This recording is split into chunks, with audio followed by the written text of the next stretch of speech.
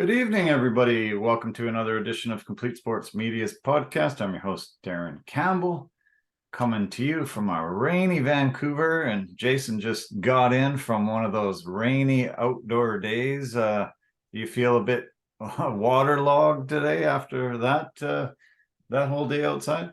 Oh yeah, a little bit waterlogged, but that's to be expected because it is the time of year of water and more water. So yeah, it's cool. It's good. Well, we've sort of had some pretty good news, I think. The SAG after people were delivering the response today to the studio's alleged last and final offer.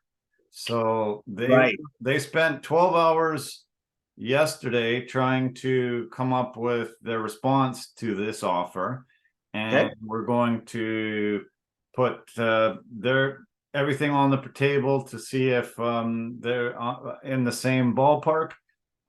This is 116th day of the strike.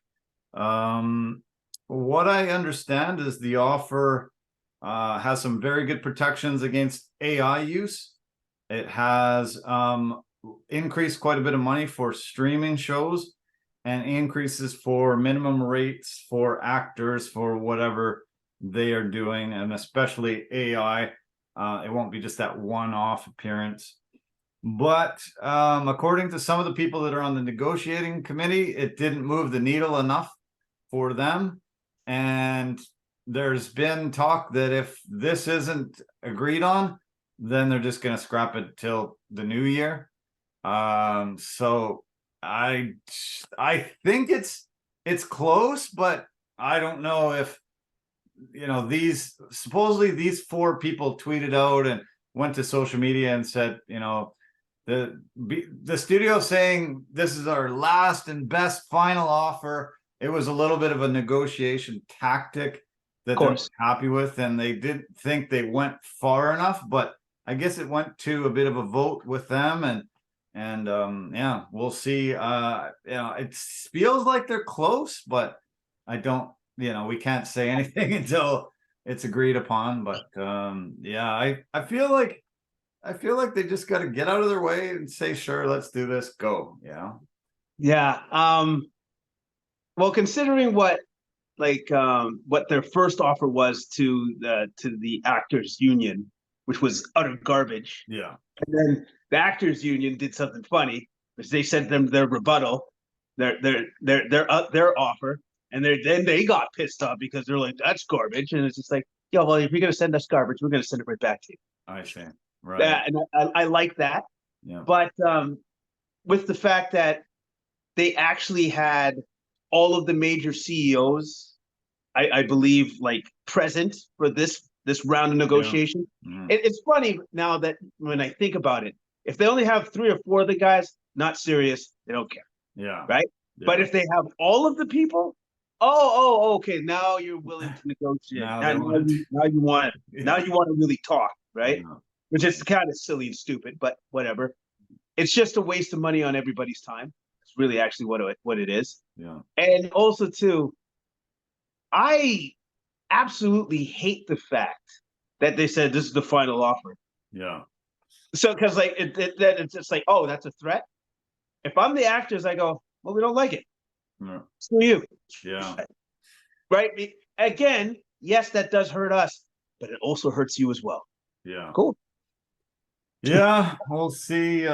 We'll see. I've been trying to keep close tabs to it because a lot of shows now have been saying that they're going to just start prep work now and get into the prep mode and, let them get this sorted out. So then once it's, finalized, agreed to, certified, ratified, everything that, then we can hit the ground running.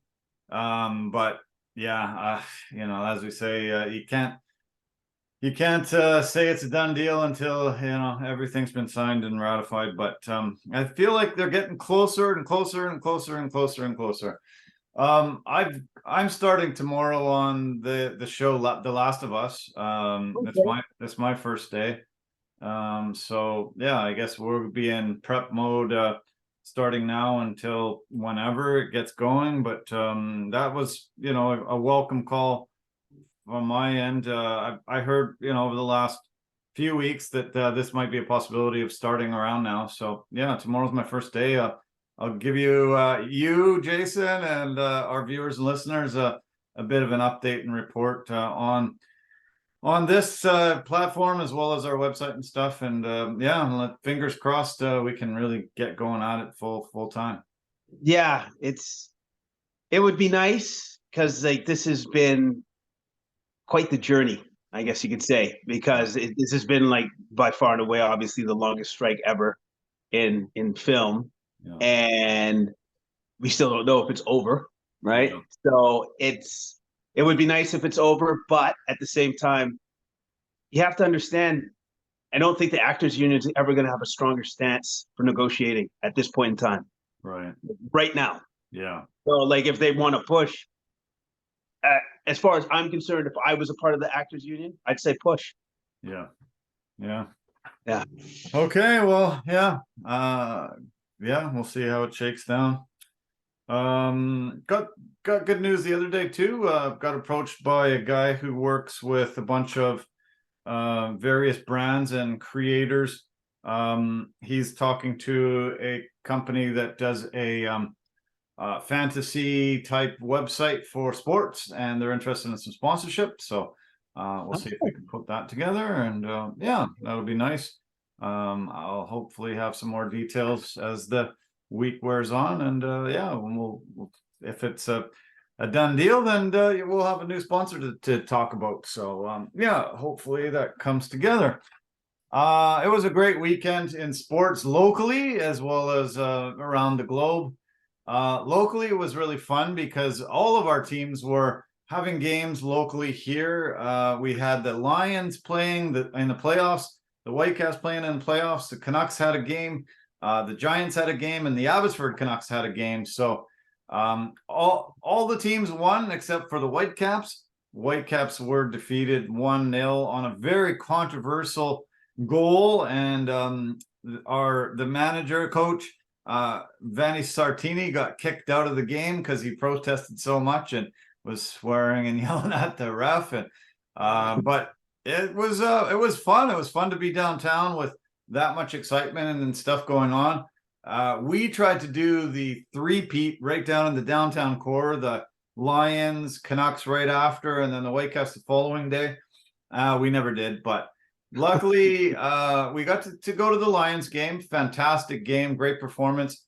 I was able to get tickets for my dad and his woman, and we got to go there for his 77th birthday. So really nice and fun. The Lions won 41-30 and put on a great show in front of over 30,000 fans, and nice way to start the playoffs and really get the energy in the downtown core up. It was packed down there and a lot going on. It was really fun this weekend. That's awesome. That's awesome. And also too, it kind of makes sense, because I noticed for myself, because I had some running around to do on the Friday anyways, a lot of people were coming into the downtown. A lot of people were coming into the event. I noticed traffic was deep. It was a lot. Yeah, it took me way longer than I expected, for sure. Traffic was crazy throughout. So the Lions, what a performance. Vernon Adams stepping in for Nathan Rourke this year full time, and really having an amazing year. They went 12-6 on the season. In this game, he was 28 for 39, 413 yards passing with 2 touchdowns. And he was 7 for 54 on the ground with 3 touchdowns scored himself. So part of 5 touchdowns. You couldn't really ask for any more from a quarterback. He said his dad made the trip up and he really wanted to impress his dad.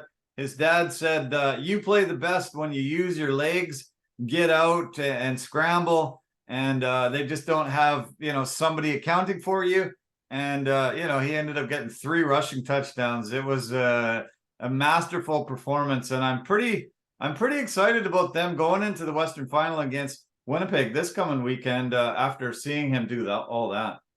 Yeah, well, clearly he's giving the Lions a great chance at winning that game and going to the Grey Cup and hopefully winning, because who would have thought that we'd lose Nathan Rourke and then this guy would be like, don't worry, I got it.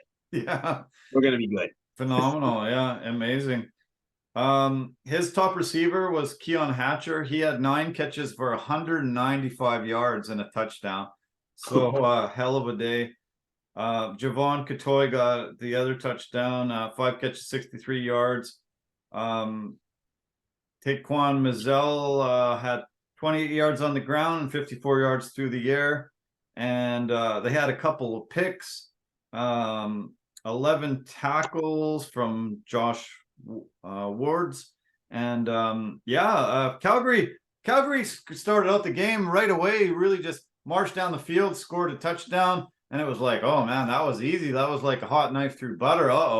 And then Lions just started taking over. They made this really amazing pick that seemed to just change the momentum and just swing the game in the Lions' favor. And really phenomenal victory.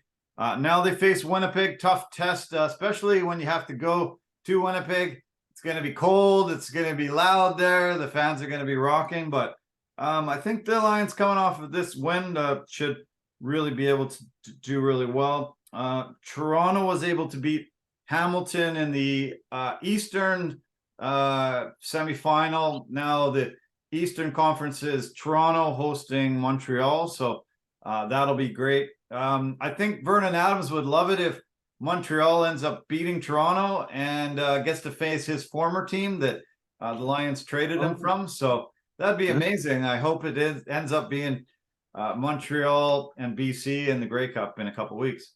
No, that would be great because he'd have extra motivation to beat his old team, the team that gave up on him. Yeah, for sure. Yeah, it'd be really good. And Green Day was announced as the band that plays at halftime for the Grey Cup. So a lot of people were excited about that. They're a incredibly popular band and have been for many years. So it's going to be fun. As I mentioned, the Canucks were playing that night. They ended up beating Dallas 2-0. Thatcher Demko with the shutout. Quinn Hughes, captain, was named Player of the Week for the NHL. He is currently leading the NHL defenseman in scoring. Has a sizable lead. His brother is tied with the Canucks' Elias Pettersson for points in the NHL, scoring right now, top of the league. And his youngest brother is second for the rookie scoring.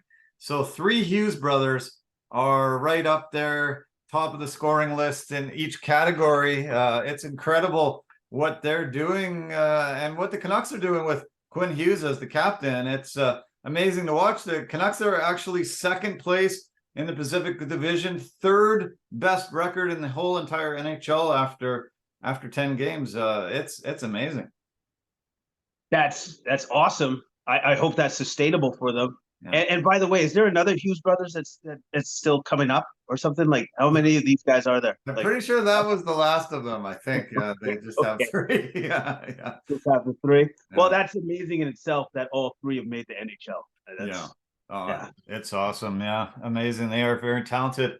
Jack Hughes is injured right now and on the shelf, so it looks like Elias Pettersson will be the scoring leader in the NHL. Quinn Hughes, the scoring leader for defenseman, and if Jack can get a couple more points, scoring leader for the rookies. And Thatcher Demko, Canucks goalie, he has the best save percentage in the NHL, front runner for the Vezina Trophy, and one of the reasons why they have such a great record too. Some of their games, he's been the reason why they've won. He's been standing on his head, and a lot of people always called him Bubble Demko because he really played the best in the bubble when we had the COVID bubble, and he kind of sort of fell off a little bit after that, and now he's back to playing incredible goalie, and being a fantastic stopper, and yeah, we maybe got Bubble Demko back, and this team, yeah, I'm shocked. I did not expect them to be so good out of the gate, playing well, and they face the Edmonton Oilers, who are really struggling this year, tonight down at Rogers Arena.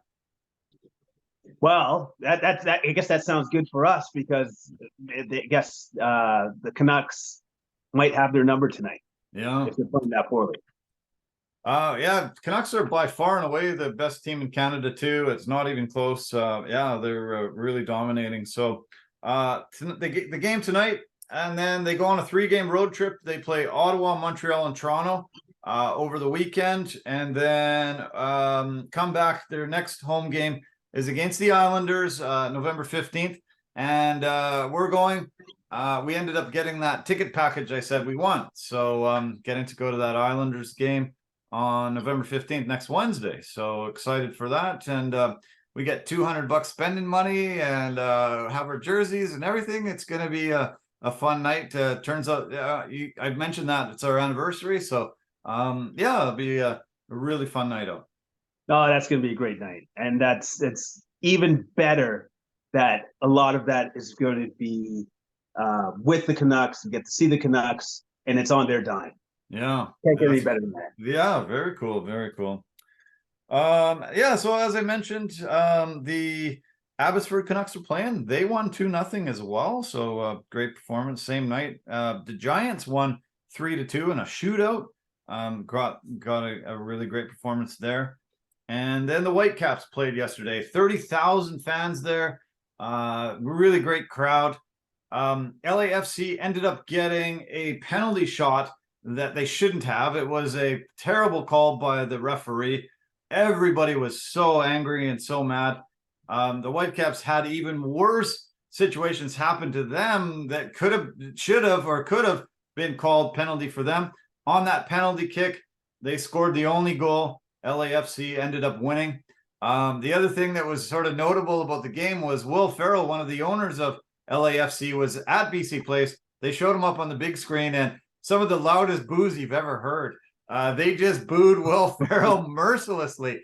I doubt he's ever heard boos like that. He's usually cheered pretty heavily when they show him in any arena. So that was pretty unique, I thought. No, well, those are Vancouver fans for you. It's like, no, man, sorry, buddy, you don't get cheered here. You get booed. Yeah. So yeah, they were really mercilessly booing him. It was hilarious. Obviously before since we did the podcast, the World Series was won. Texas Rangers won their first World Series in their history. 61 years they've been a franchise, never tasted the glory.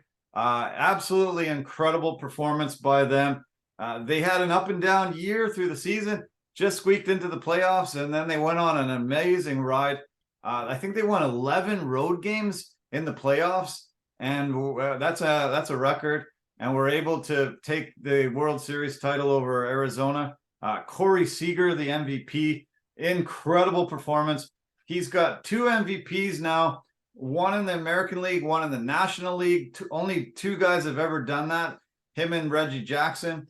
And only one of 4 guys that have ever done it twice. So yeah, impressive, amazing, and really got to give them kudos. It's got to be feeling so great for the people in the Dallas area to finally get one after 61 long years. That is a long time to wait for a championship. And if you've been a fan, man, that's a great payoff. Can you imagine? It's just like, now I can pass on. I'm 87. We did it. Yeah. I'm finally ready to go. I'm ready. Take me now. Yeah.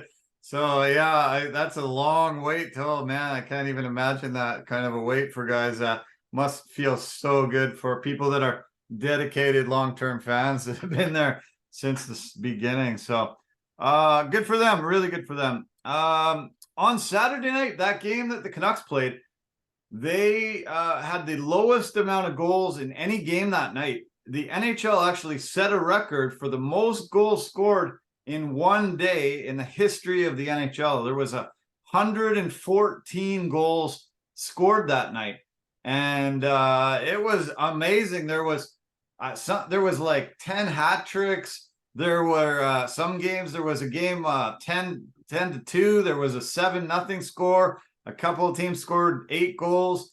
It was just amazing. They beat the previous record by 10 goals. 114 goals scored in these 15 games, and yeah, it was electric and amazing. And funny enough, the Canucks only contributed 2 to that total. The rest of the games were really high scoring. That's cool, man, because offensive explosion in hockey always welcome, as opposed to like these defensive struggles. So that's exciting hockey. Great, you gotta love it. Yeah, you gotta love it. We're gonna get into the Monday Night Football game talk soon as we get to the NFL. It is 14-0 for the Chargers over the Jets. That's my team, so pretty happy about that. Austin Eckler got a big touchdown there, and they got a punt return touchdown from Darius Davis. He's their draft pick this year out of TCU. So yeah, we'll get to some more details about that. Okay, in golf yesterday, Erik van Rooyen from South Africa won the Worldwide Technology Championship in Mexico. My dad played that course a few years ago and said it was spectacular, really beautiful course. I got to watch quite a bit of it, and it was very emotional. He had a few press conferences and talks as he was getting closer and closer to the top of the leaderboard as the tournament wore on, and he made mention that golf had really become secondary in his mind that week. He didn't really care if he won or not, because his best friend had just called him and told him that the doctor said he had terminal cancer and was going to pass away. He had 6 to 10 weeks left in his life, and so he said, quite honestly, I'm standing over the putt on 18, and I could have cared less if I sunk it or not. He did. It was a 25-foot putt, won the tournament, was able to get very emotional with his caddy, tell everybody about his buddy, and plans to just get on a plane today and go see his friend.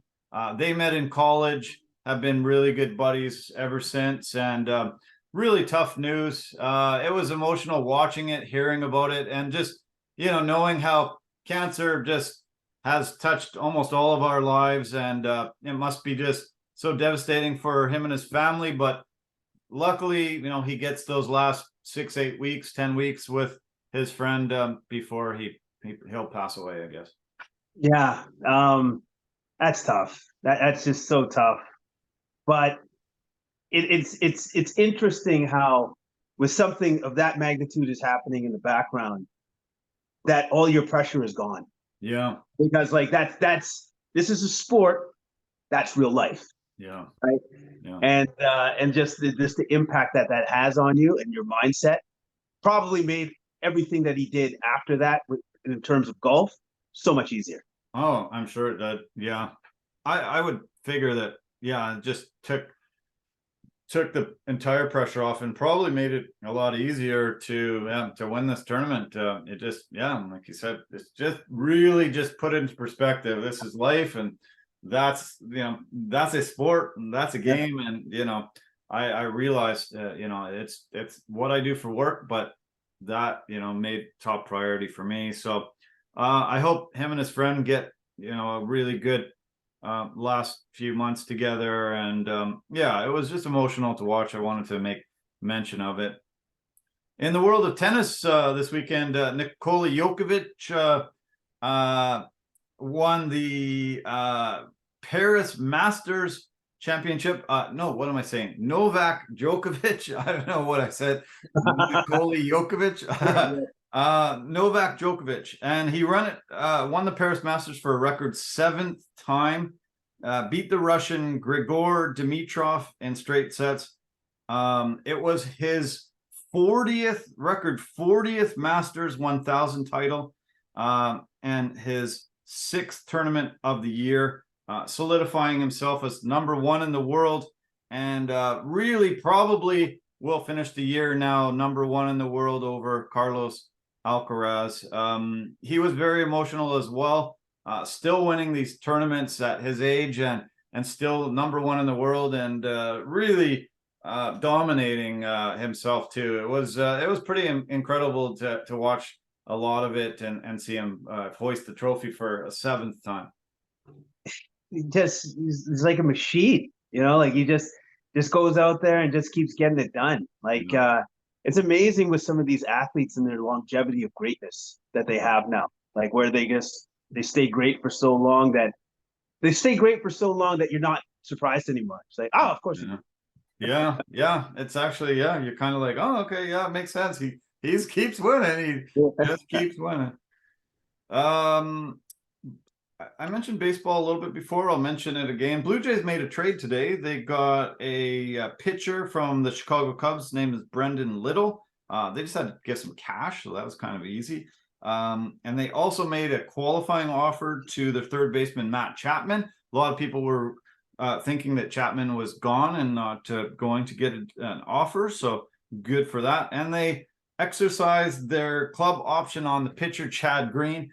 Green missed quite a bit of time with some elbow problems, but this is a fantastic relief pitcher, and really glad that they gave him, or they picked up his club option, so he'll be with the Jays coming up this season. The UFC was in Sao Paulo, Brazil this weekend, and so was the F1. So I just wanted to mention the F1 Grand Prix. It was Max Verstappen again. He won a record-breaking 17th time in the 2023 season. He was spectacular as always. He won the sprint race on Saturday, the Grand Prix on Sunday, and is just sailing off. Only 2 races left on the F1 calendar. The Vegas Grand Prix is next. A lot of celebrities, a lot of people there. November 17th to 19th. Can't wait. Lando Norris finished 2nd, and in a really amazing battle for 3rd, Fernando Alonso ended up getting on the podium by less than 1/10 of a second. It was crazy how close the 2 cars were as they hit the finish line. He just held off Sergio Perez by just the slimmest of margins. It was pretty insane. And our Canadian Lance Stroll got a 5th place finish, which is really good for him, and nice to see him so high up on the board. Yeah, that's great that our Canadian got in the top 5, but Max Verstappen just putting another stamp on this year with another dominant win victory. That's the most wins ever by an F1 racer. In a season, in a season, in 17, nobody's ever done that. So, and he still has 2 more races. Yeah. Really, it's like, nobody's ever going to break this record. Yeah, he might put it out of reach for sure. Yeah. We don't talk about NASCAR much, but I'll just mention Ryan Blaney won the NASCAR Cup Series championship in front of 500,000 fans over the weekend. He got a huge payday, part of the $11 million purse. His team Penske won for the 2nd year in a row. They are pretty dominant. Logan won last year, and incredible.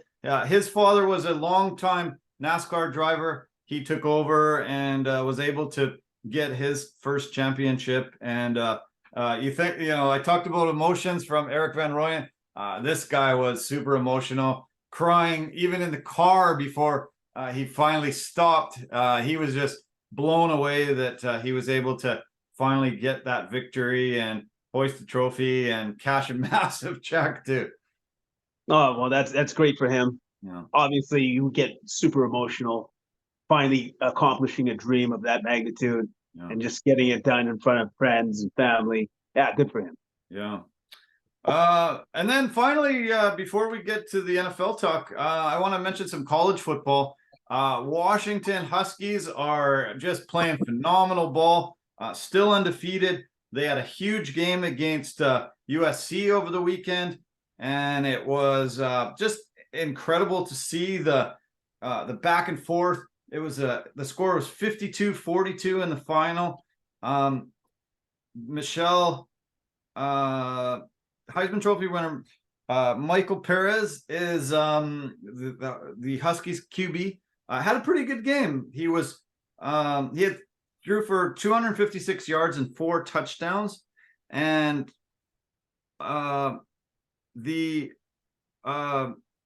his running back ran for 256 yards. He had the same amount of yardage as the quarterback had. He had never had, this guy's name is Dylan Johnson. He had never even had a 100-yard rushing game in his 4-year college career. He had 26 carries for 256 yards and 4 touchdowns on the day. Absolutely awesome performance. Career dominating performance against UFC, one of the top teams in the nation. Yeah, well, you know what? It looks like he was saving all of that up, his whole career in college, for that one game. One game, yeah. Boy, did he deliver. Yeah, amazing. Caleb Williams was good. He threw for 312 yards, 3 touchdowns, ran for a touchdown himself, but wasn't able to surpass Dylan Johnson and Michelle Perez there. Oh man, amazing performance. And a lot of really, really huge games. Alabama's quarterback, he was electric. Just so many games over the weekend I loved watching, and college football has really been fun to watch this year. I really got into it a lot more because Colorado was doing such good things, and then all these teams for the Pac-10 were doing really phenomenal things, being up in the top 10 of the nation. And I was able to watch a lot of the games and just really, really loved it. Oh, that's good, man. That's good. I find it's always better for me anyways, because like we're kind of close to some of these universities here where we are in BC. When the Pac-10 does well, then get a little bit more interested, invested. Yeah, I agree. Yeah, totally. Some tough news in the NHL. The Carolina Hurricanes goalie got off to a really good start this year, 4-1 in his let me see here.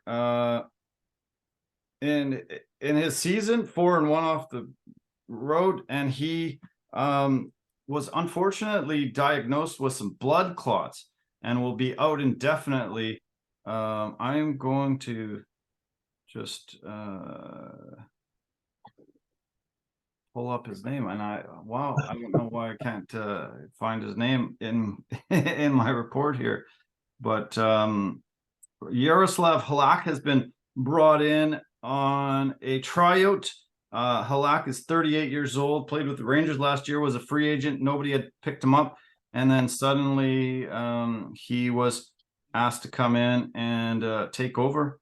Let's see if I can give you, I don't know why his name's escaping me right now, but I'll get back to it in a few minutes.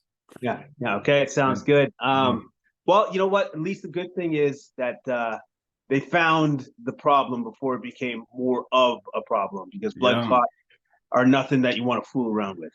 Yeah. Well, thank goodness. Because, I've had to deal with that before, and, it gets really bad if you, if you don't deal with it. And it's scary.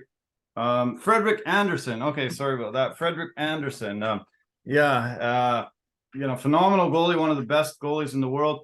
Carolina is actually one of the best teams in the NHL because of his amazing performances. And hopefully he can get it under control and won't have to miss too much time.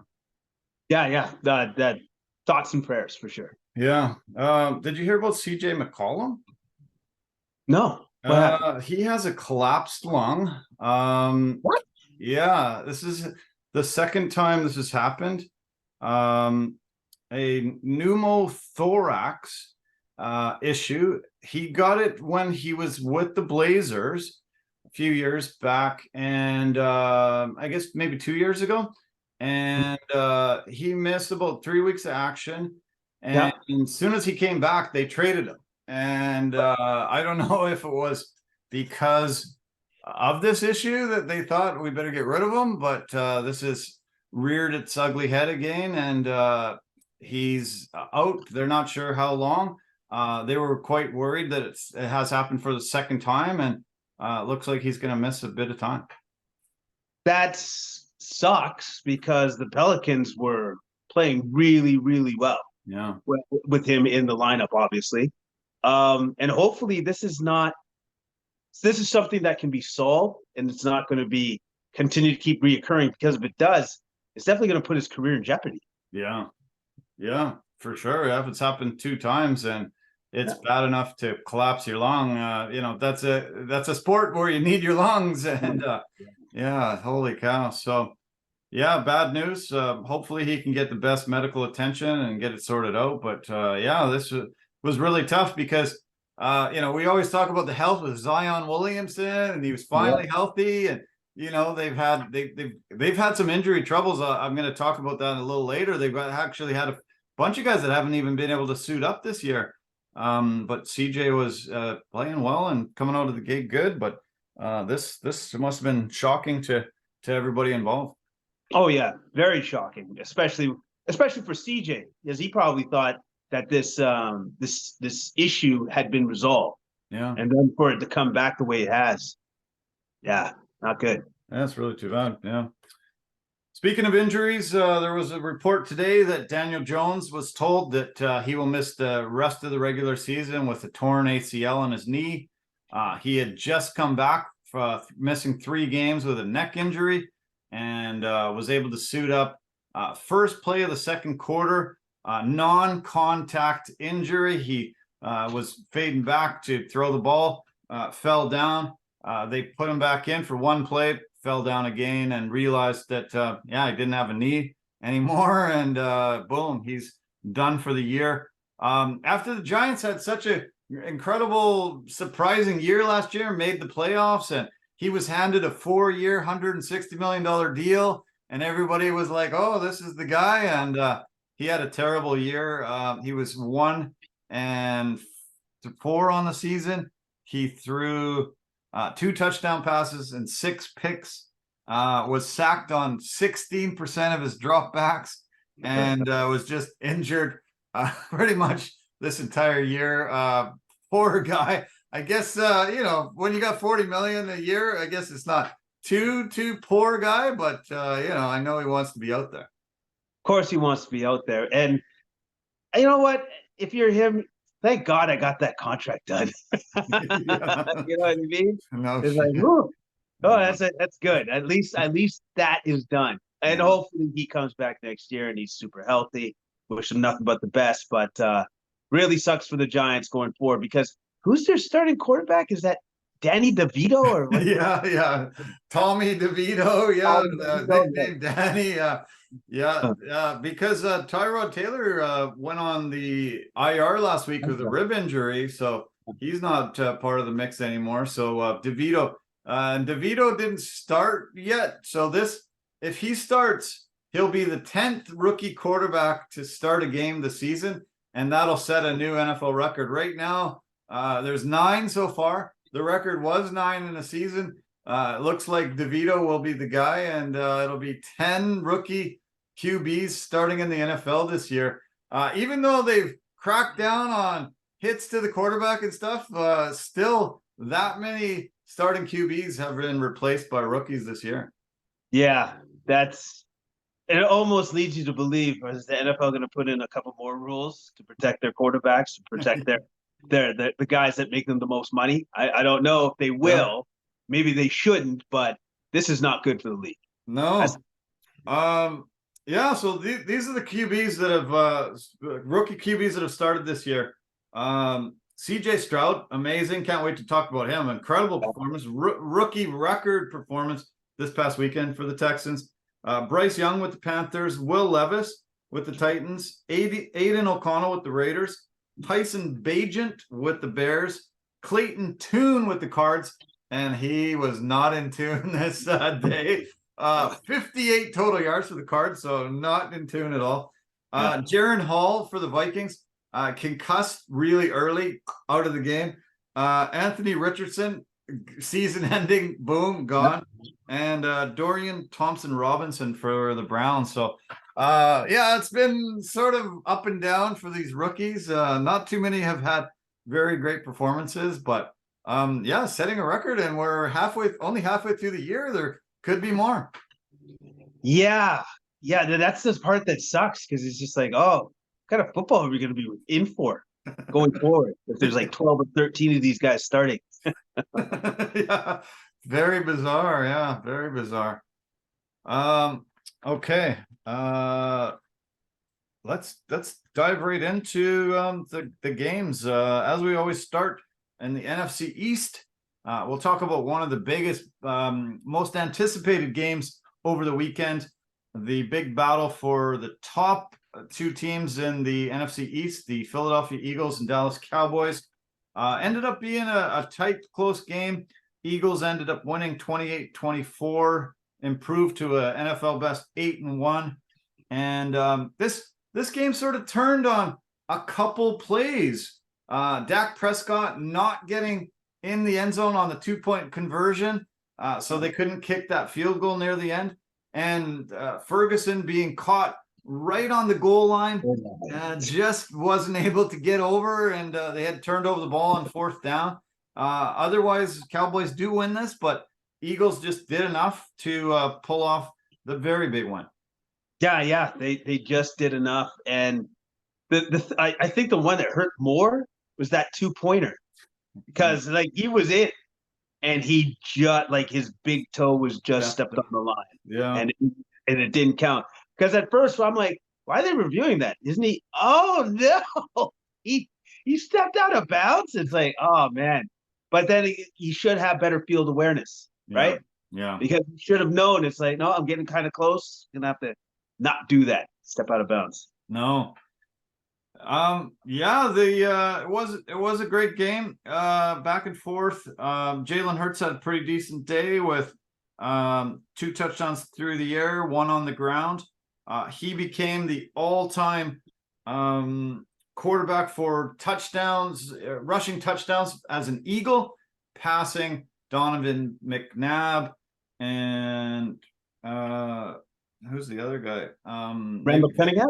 No, Randall Cunningham and Donovan McNabb has most touchdowns now as a quarterback. So pretty incredible. Those 2 guys were really fleet of foot and scored a lot of touchdowns. It's amazing already he's been able to break that record.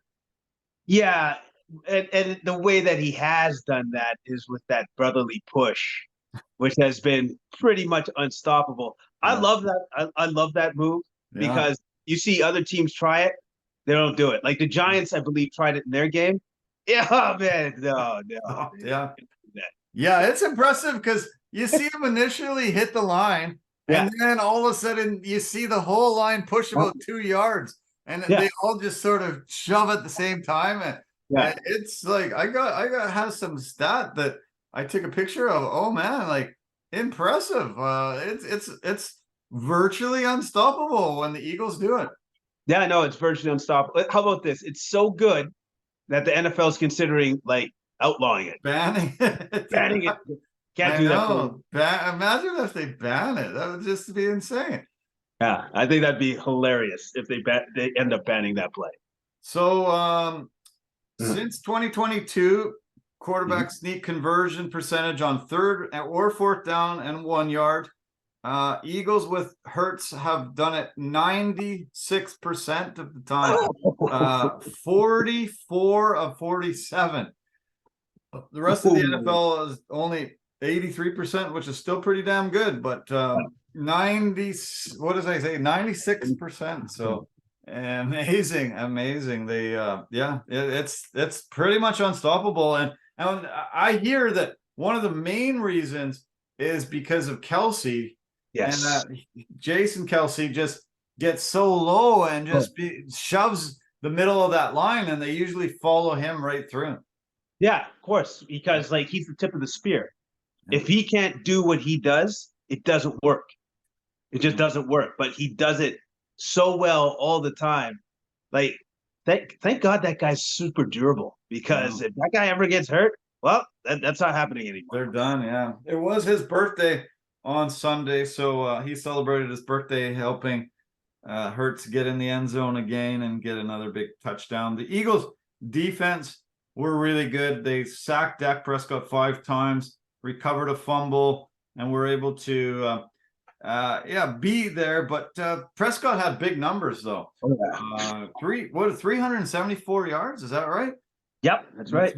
Three touchdowns through the air. Wow. CD Lamb, an incredible performance from him. Touchdowns to Ferguson, Talbot, and Turpin.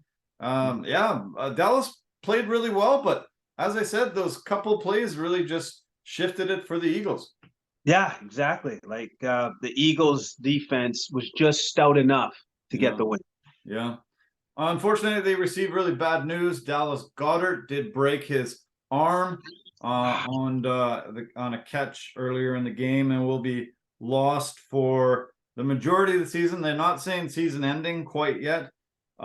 He missed 5 games last year with a fracture in his shoulder.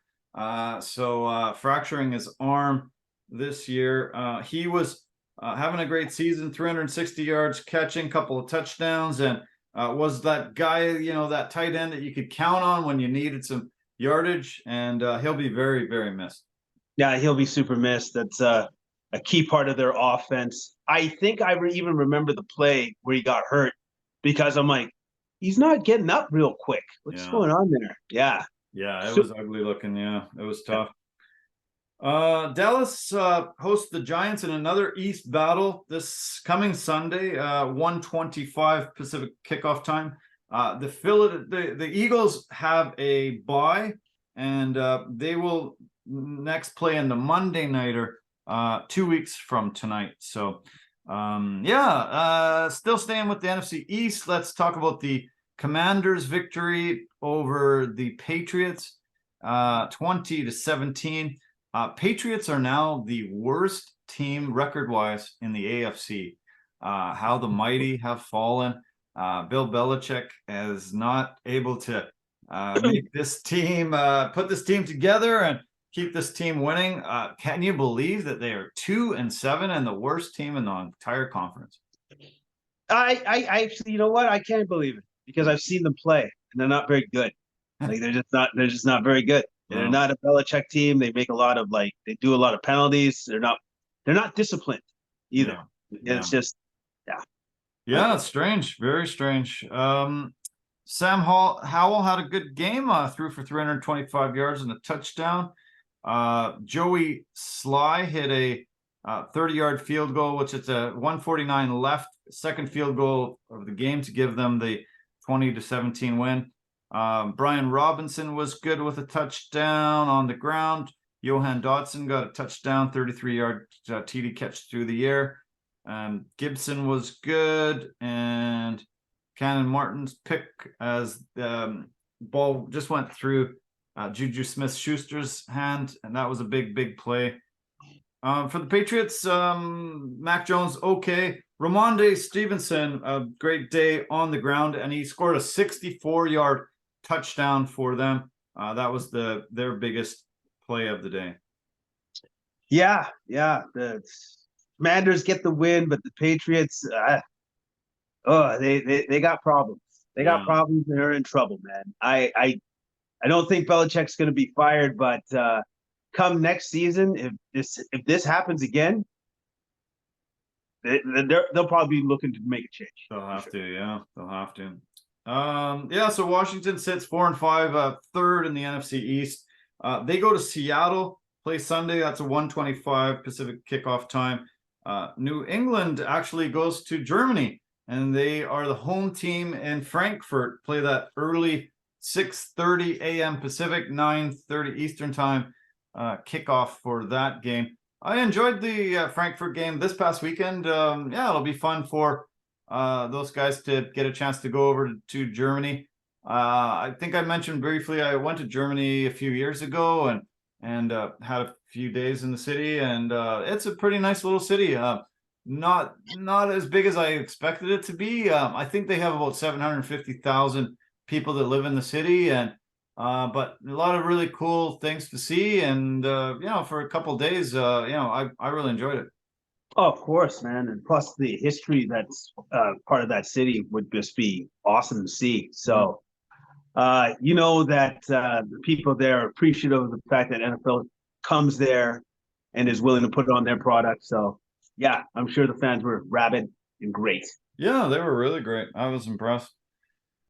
Okay, let's turn to the Giants. They are really down near the bottom of that East, 2-7. We talked about Daniel Jones a little earlier. Raiders were able to put a big spanking on them, 30-6. Raiders went through a huge change last week when they fired Dave Ziegler, their GM, and head coach Josh McDaniels, and Antonio Pierce took over, and Champ Kelly took over the GM job, Antonio Pierce the coaching job. It seemed like it really fired up the Raiders team. Did you see his post-game speech? I think this guy is gonna just be super beloved by the players, and I think the Raiders are going to go on a bit of a run now. I missed the speech. I totally missed it. What was it? Was it fiery? Yeah, it was great. It seems like he really knows how to relate. I mean, he's a former Super Bowl guy. Played with the Patriots. Had a really decorated career himself. It just seems like he really wants to instill, this is Raider football. We're tough. We're mean. We mean something. This brand means something, and this is, we got to come together and show everybody what it means to be a Raider. And I just was very impressed with how he spoke before the game, after the game, and it just seems like I think they needed a fresh face, a fresh start. Josh McDaniels signed a 6-year deal, and they only gave him a year and a half. Kind of crazy. Owe him a lot of money that they're gonna have to pay him, but I think this, to me, from what I saw, it needed to be done, and I think it's going to pay dividends. Yeah, I think they needed the shot in the arm, and it looks like he's the guy that can do that for them and change the culture in that locker room, because it probably was not great. No, for the last couple of weeks. No. They got 3 touchdowns on the ground. Josh Jacobs got 2. He had a 100-yard day, and Jacoby Myers got 1 carry, 17-yard touchdown. Aiden O'Connell just played pretty decent. Just didn't have to do a ton. And Max Crosby was huge. He was their top tackler with 6 tackles, 2 assists, and 3 sacks. He was in the face of Daniel Jones and then Danny DeVito and on, and just causing havoc. I loved seeing him in the locker room too. He was smoking cigars with Mark Davis and hugging him a lot. Had no shirt on, tons of tattoos, and him and Davis were chatting, smoking cigars. They looked like buddies. It was hilarious. No, I did catch that, and that was good. That was good. That was cool. Saquon, is there. But this is a lost season for the Giants. As I said, made the playoffs last year and not going to this year. Tough torn ACL for Daniel Jones. He was 1-5 in his starts this year for the Giants, and that is it. We'll see. I guess we'll see DeVito from getting a start. See how he does an entire game, but they face the mighty Cowboys on Sunday. Won't be pretty, I'm sure. And Vegas goes to play the New York Jets, and that's the Sunday nighter next week, 5:15 kickoff. Okay, NFC West now. We'll start off with the division leading, tied for the division lead, the Seahawks over the 49ers, but they just got blown out. Ravens 37, Seahawks 3, Ravens 7-2 now. Okay. I don't remember seeing an NFL game where a team had 300 yards rushing. 298 yards rushing. Like, what happened to the Seahawks run defense? Like, did they take the day off? Did they have only 10 men on the field? How could you let 298 yards rushing? That was the story of the day. Lamar Jackson didn't even have to be very good. Just, give the ball to Gus Edwards, give the ball to anybody, and they're gonna run forever. And it was incredible. What a performance. Yeah, no, it was cool because I guess the Seahawks were really concerned with the pass defense. So they locked that down, but then they forgot, oh, they can run the ball though? Ah, man, you're so close. So I don't know, man. I was watching some of the highlights of that game, and I'm just like, what are they doing out there? Like they're not going to tackle that They're dude? gonna tackle, yeah, just don't want to get dirty, didn't want to get hurt. The really the guy of the day was Keaton Mitchell. His first carries in the NFL, 9 carries for 138 yards and a touchdown. Gus Edwards had only 52 yards, but a couple touchdowns on the ground. Lamar ended up having 60 on the ground too. And holy cow, this Keaton Mitchell was an undrafted rookie and was able to come in, get 9 carries and rumble for 138 yards, get his first touchdown in the NFL. Wow. Yeah, just unreal. And Ravens, great defense, and their offense is really rolling now. After Lamar signed and Odell, and they started placing a lot of guys in there, it looked like, okay, maybe they finally got the weapons, and this sure proved that they do. No, yes, it does. And he didn't have a big game, but I think one of the game changers for the Ravens for sure is Zay Flowers. Yeah, I really like that kid. I think he's just a shot of injection of energy that they needed on offense. And they put a whooping on the Seahawks. yeah. Wasn't even close. Odell Beckham had his 31st birthday, and he caught the touchdown from Huntley, who came in. They decided they were so far ahead, they might as well give Huntley some snaps, give Lamar a bit of a rest. He came in and threw the ball to Odell, got a touchdown on his 31st birthday. So happy birthday, Odell. And I've never seen Lamar so happy when Odell caught that. He just ran down the sideline, give him a massive hug. He was just high-fiving everybody. He was probably a bit disappointed that he didn't get Odell that touchdown, but he was so happy that he was able to secure it anyway. No, yeah. It just goes to show just how important Odell is to the team, to the offense, and the joy that the team shares in his success as well. Yeah.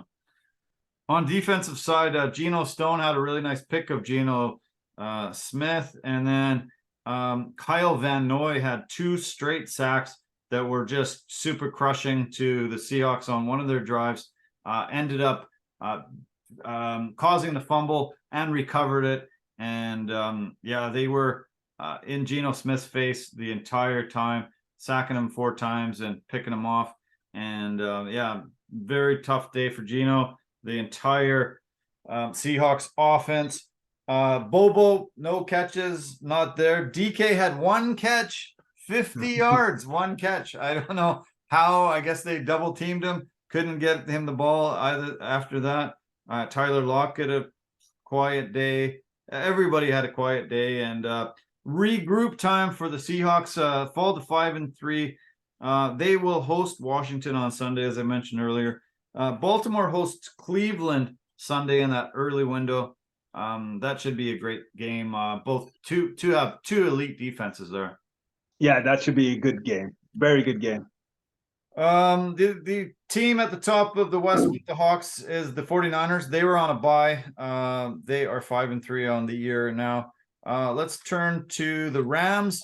They're 3rd in the division at 3-6, and they also were only able to score 3 points on the day. Packers were able to win 20-3. Packers are 3-5. Rams are 3-6.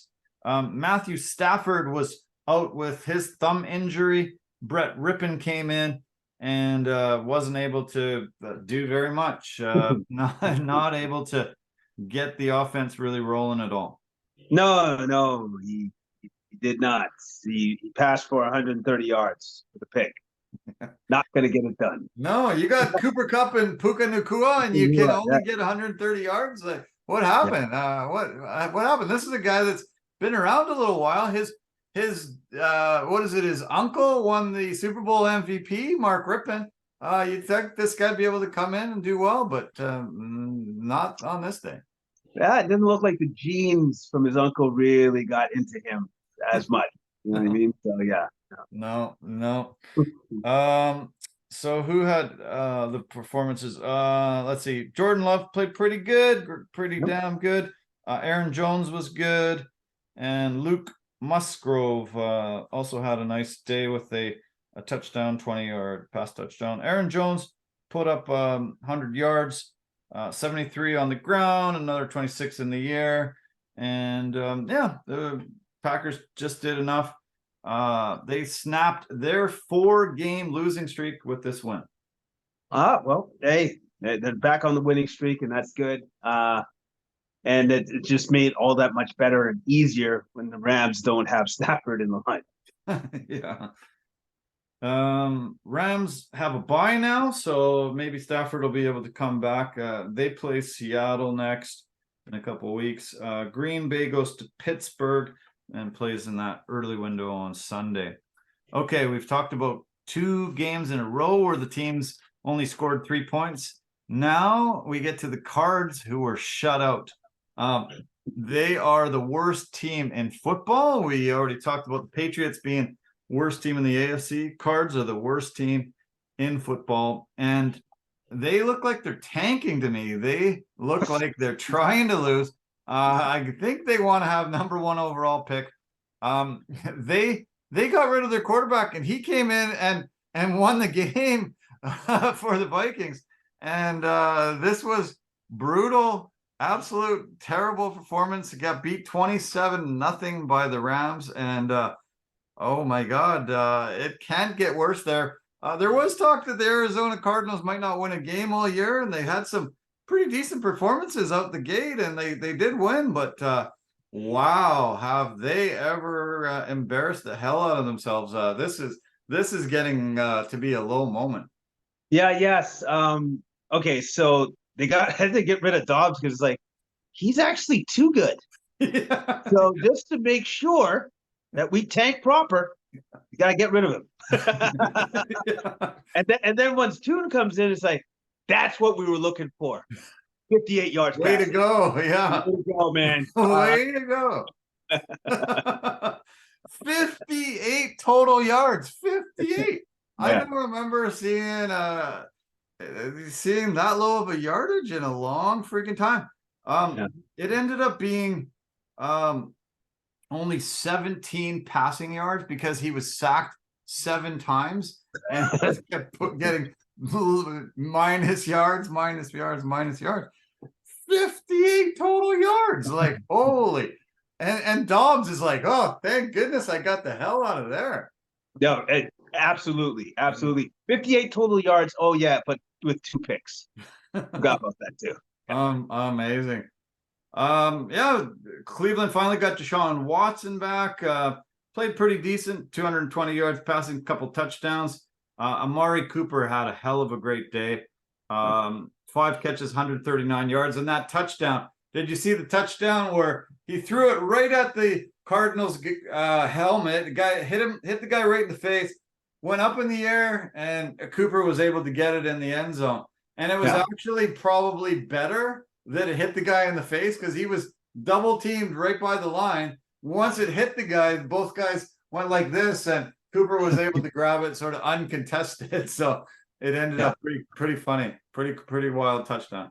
Yeah, no, it was just like they wrote it up. Yeah. Kareem Hunt was able to get a touchdown. He's one of those beasts.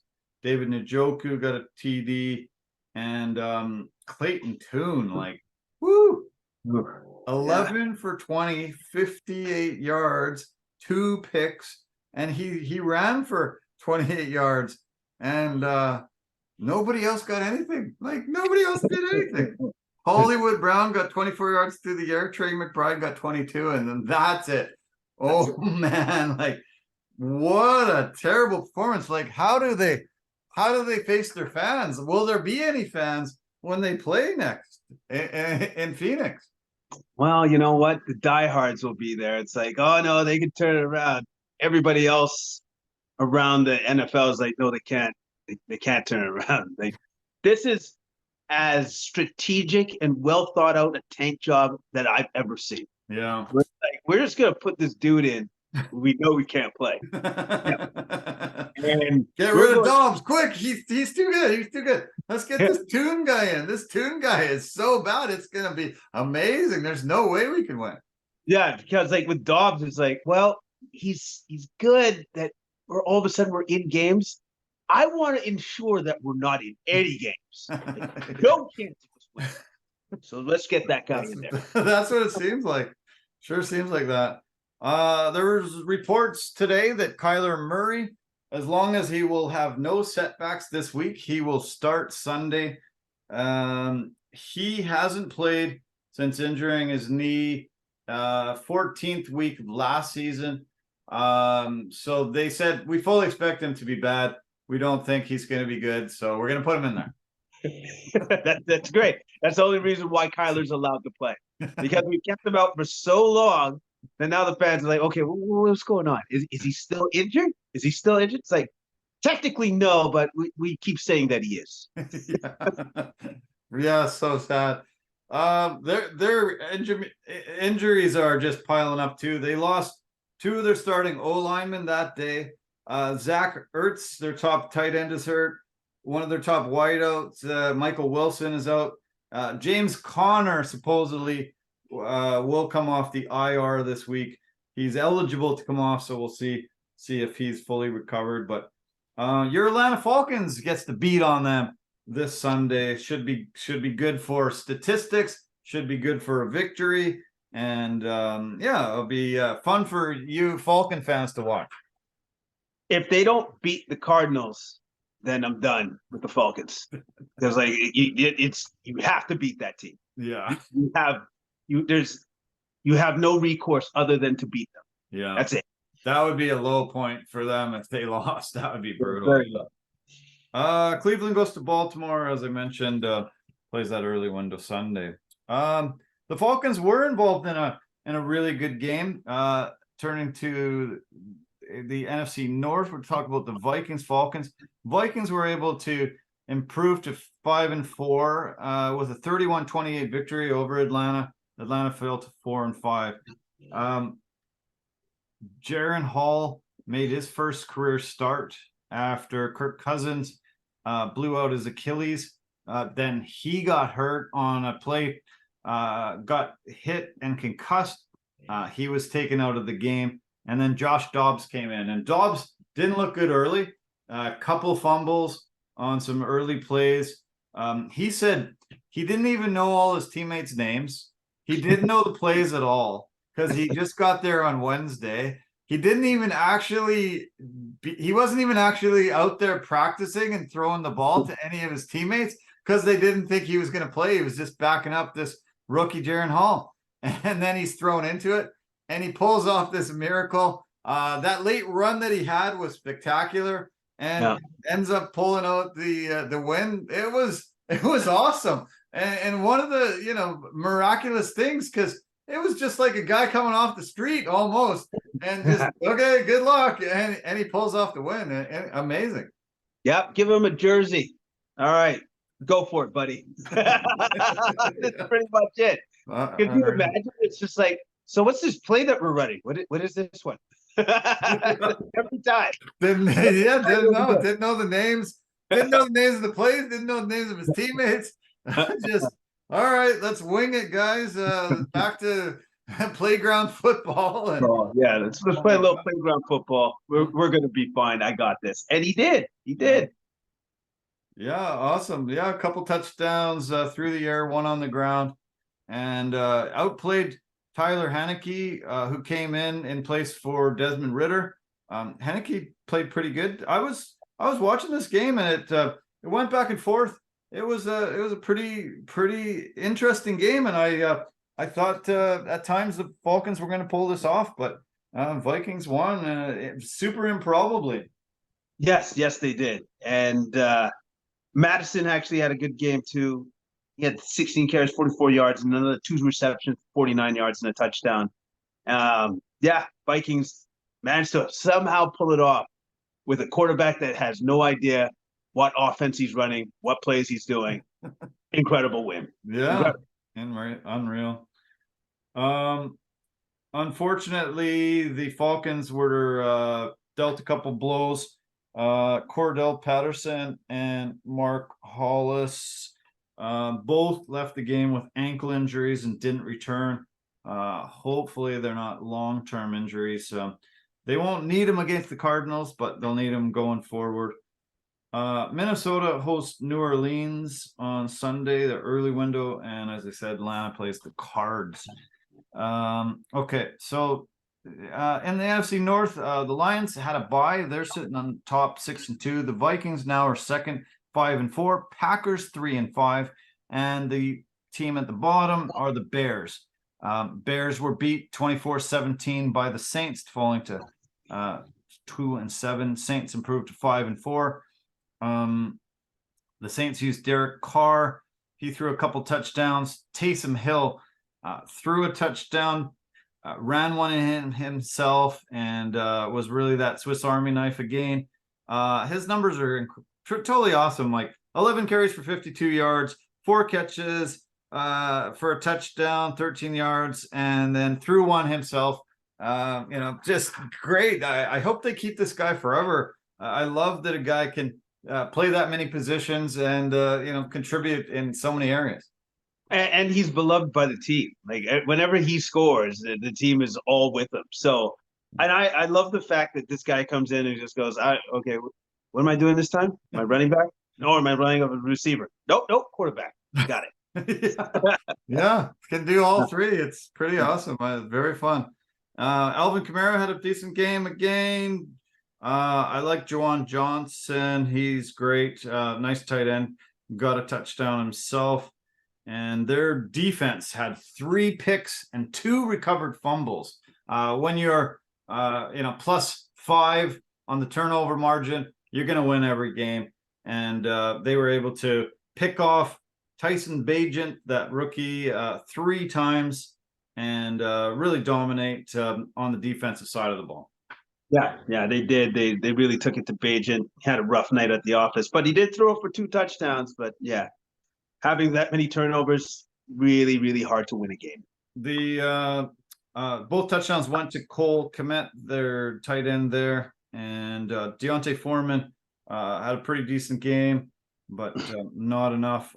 They had just picked up Montez Sweat from the Commanders in the week before the game. Sweat came in, didn't play a ton, had a couple tackles, but signed a 4-year, $98 million deal the day before the game. So very happy guy that he's getting paid now, and he'll be on a very rebuilding team here, but he's got a 98 million reasons to be happy. Yeah. So I'd be super happy. Maybe not with the team's success at this point in time, but contract's great. Yeah. Contract is nice. Chicago hosts Carolina. Those are the 2 worst teams in the NFC. They play Thursday, so I don't know if I'll be even watching that game. Forget it. Do I want to watch 2 of the 2 worst teams in football battling each other? Probably not. And as I mentioned, Saints play over the weekend against Minnesota. Okay, NFC South. This was a great game. We had the Texans and the Bucks playing, and the Texans pull out a 39-37 win to get to 500 at 4-4. An incredible game by CJ Stroud. He set a record for passing yards as a rookie, 470 yards through the air and 5 touchdowns. Their last drive was 40 seconds long, 75 yards, threw a touchdown to Tank Dell's second of the day to pull out the win. and give Baker Mayfield a sad ending. This game went back and forth, but CJ Stroud said, "Hey, I can do this." 40 seconds, 75 yards to get that winning touchdown. Yeah, man. It's almost as if he channeled a little bit of Tom Brady and said, "Well, if he can do it, I can do it. I can do it real easy." And I do need to say this: in Baker, we almost trusted because he almost pulled it off. Like he did what he was supposed to do to lead them down and score that touchdown. Yeah. And so I'm thinking, oh, okay, well, there's hardly that much time left. It's just pretty good, right? Yeah. I should win, right? Yeah, you think? Yeah. I've lost. He left 46 seconds left on the clock. You know, you wouldn't think they'd be able to pull that off, but with 6 seconds left, Tank Dell got it, and holy cow, unreal. They only had 53 yards rushing, so they put it fully in the hands of CJ Stroud, and this guy is doing historic things, and halfway through the season, he's rookie of the year, no doubt about it, and blowing away Bryce Young, and you know, as I mentioned, there's 10 NFL quarterbacks about to start for rookies, and any of the other positions out there. CJ Stroud is here, and everyone else is much way down below here. Yeah, man. He's the top of the class, and it looks like the Texans finally they hit big on their quarterback. They hit real big. Like this guy's going to be their quarterback of the future, and I think they're in good hands. The Texans fans should be super happy, very elated. I'm looking forward to seeing them play the Cincinnati Bengals on Sunday, early window. The Bengals are looking great. I think Joe Burrow and CJ Stroud, it would be, this could be a really fun shootout game, really high scoring. Oh, yeah. No, I think it's going to be a great game, especially if Stroud has more games like this in him. Oof, it'll be good. Very good. Tampa hosts Tennessee Sunday. So in the NFC South, the Saints are leading 5-4. Falcons are 4-5. Bucks have fallen to 3-5, and the Panthers sit 1-7. They lost to the Colts 27-13, and their cornerback Kenny Moore almost single-handedly won this game by himself. The Colts corner was able to get 2 pick sixes in this game. The first one was a 49-yard return for a touchdown, and the second one was 66-yard return for a touchdown. They kept showing his sisters going crazy in the stands. They can't believe their brother was able to pull off this, and scoring 2 touchdowns himself. And he said he's hoping he can fly them over to Germany this week so they can be his good luck charm as they play that game in Frankfurt. So what a performance by Kenny Moore. No, I know that's quite the performance, and I guess Young just didn't see him because he might have thought, "Oh no, that's a Panthers player, right? He's one of my receivers. Here you go, buddy." Yeah, he is not on my team. I don't know what the hell was Bryce Young doing, but I got picked off 3 times, sacked 4 times, and he was mistaken Kenny Moore for one of his guys. It was probably, I think, Bryce Young's worst performance of the season. Did not look good. Chuba Hubbard, pretty decent game, but not enough. Jonathan Taylor looking good. Gardner Minshew didn't have to do a ton, but Jonathan Taylor had a good game, as well as Michael Pittman, and fairly easy win for the Colts, improved to 4-5. Yeah, definitely easy win, and made easier by Kenny Moore coming through. Yeah. As I mentioned, Indy goes to Frankfurt, plays that game, and Carolina and the Bears play on that Thursday nighter. Okay. We're turning to the AFC now. AFC East game. This was the game in Frankfurt. Really looking forward to this game. 2 big offensive juggernauts, the Kansas City Chiefs and Miami Dolphins. And this was a tale of 2 halves, really. Kansas City was able to score a couple of touchdowns early, get a touchdown after Tyreek Hill fumbled the ball. They were able to recover it, fired it back in a lateral. Cook was able to take it all the way down, score 21 points, 21-0 at half. They go into the half, and Miami made some adjustments. Kansas City didn't. Miami almost came back and pulled this off, but they were stopped and they lost 21-14. And that fumble recovery lateral that scored the touchdown ended up being the winning play. Yeah, and and unfortunately that was on Tyreek Hill, and that was your turning point in the game. But again, Mahomes just finds a way to win these games. He somehow finds a way. He always does, and he didn't even have like a great game, 20 or 30, 185 yards and 2 touchdowns. But that guy always finds a way to win these games, man. Sure does. Yeah, sure does. Miami came really close.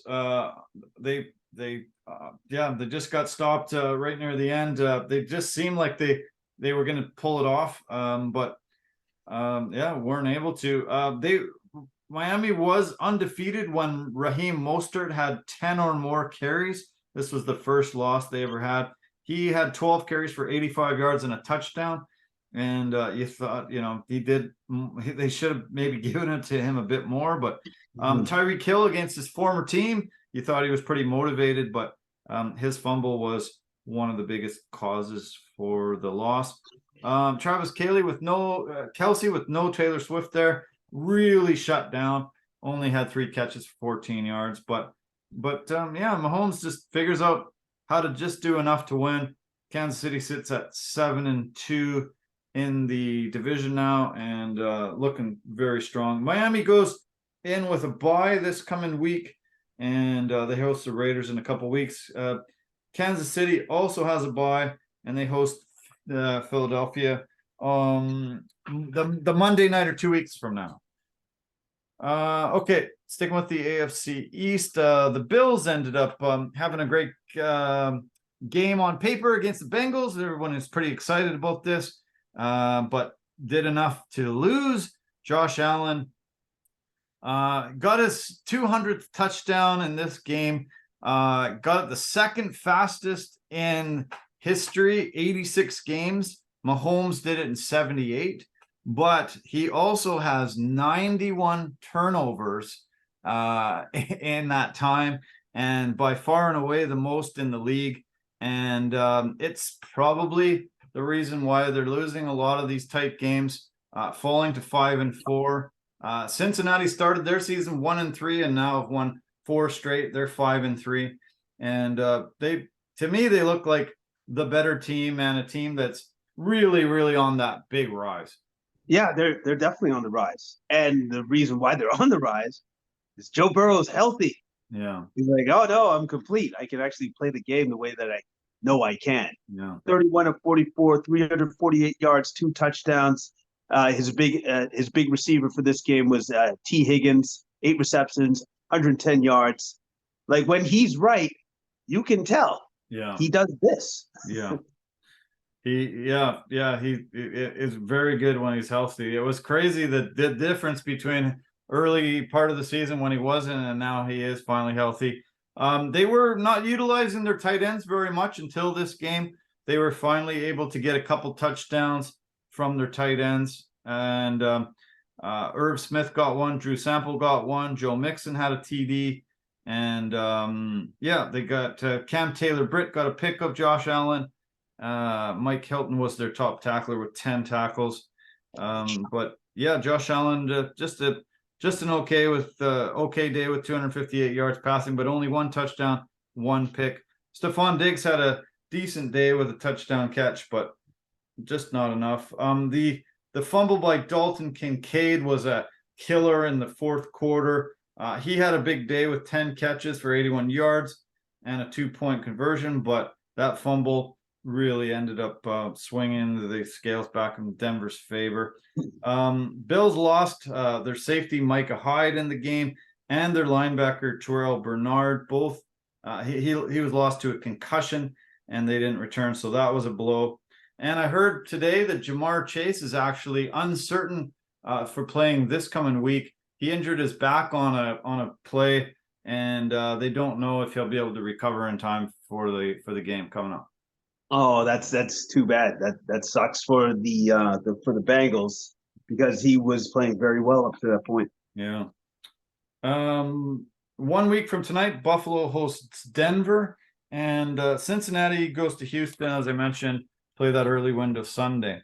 Okay, sticking in the AFC East, let's talk about the Jets and the Chargers. That game is going on. It's the Monday nighter tonight. As I mentioned earlier, it was 14-0 earlier. Do you have an update there, Jason, in front of you, or?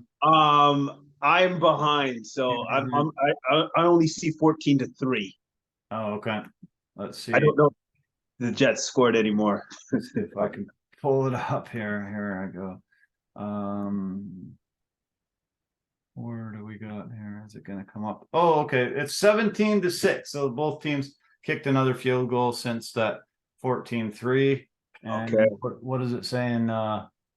Just a minute left in the third quarter. So, yeah. So 11-point lead for the Chargers. The Chargers, they've been just really terrible on defense this year. And I was a little bit nervous about this game, but luckily, it looks like they're handling them. Eckler ended up having to punch the ball in 3 times in a row. The first one, they called him out and stopped like this close to the line. Second one, he punched it in. They said, oh, somebody was offside, had to go back, punched it in for a third time to finally get the touchdown and get the celebration. He celebrated the first 2, then he was like, oh, and then he had to do it for a third time to get the touchdown score. And Joey Bosa was looking great. He was able to end up going up to Zach Wilson, punching the ball out, recovering the fumble. The Chargers did recover 2 fumbles in that first half that really made a big difference and stalled 2 drives for the Jets. Yeah, that was a big play for Bosa and the Chargers, and really took control of the game at that point. The Bosa brothers, man, they're following in their old man's footsteps, who had a great NFL career himself. And these 2 guys are just beasts. It's amazing. When you see J.J. Watt, T.J. Watt, and then you see these Bosa brothers, it's pretty incredible that siblings can make the NFL and be so impactful. Yeah, it's absolutely. And also, too, I can't imagine what their grocery bill must have been like growing up with those 2 kids in there. Just like, no, they're still growing. We need more food. Yeah, I know. Amazing, yeah. Incredible. My cousin went to Penn State University, and he lived with a bunch of the football players on the team. And my uncle told a really fun story about showing up one day.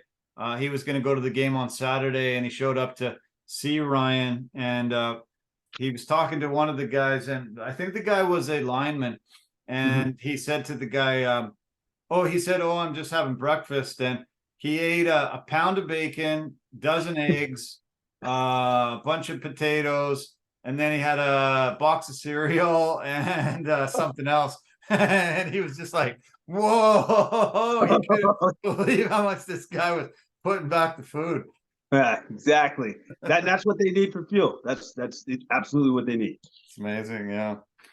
The Chargers host the Lions on Sunday. Should be a big battle. That's in the later window. And the Jets go to the Raiders Sunday night, or as I mentioned a little earlier.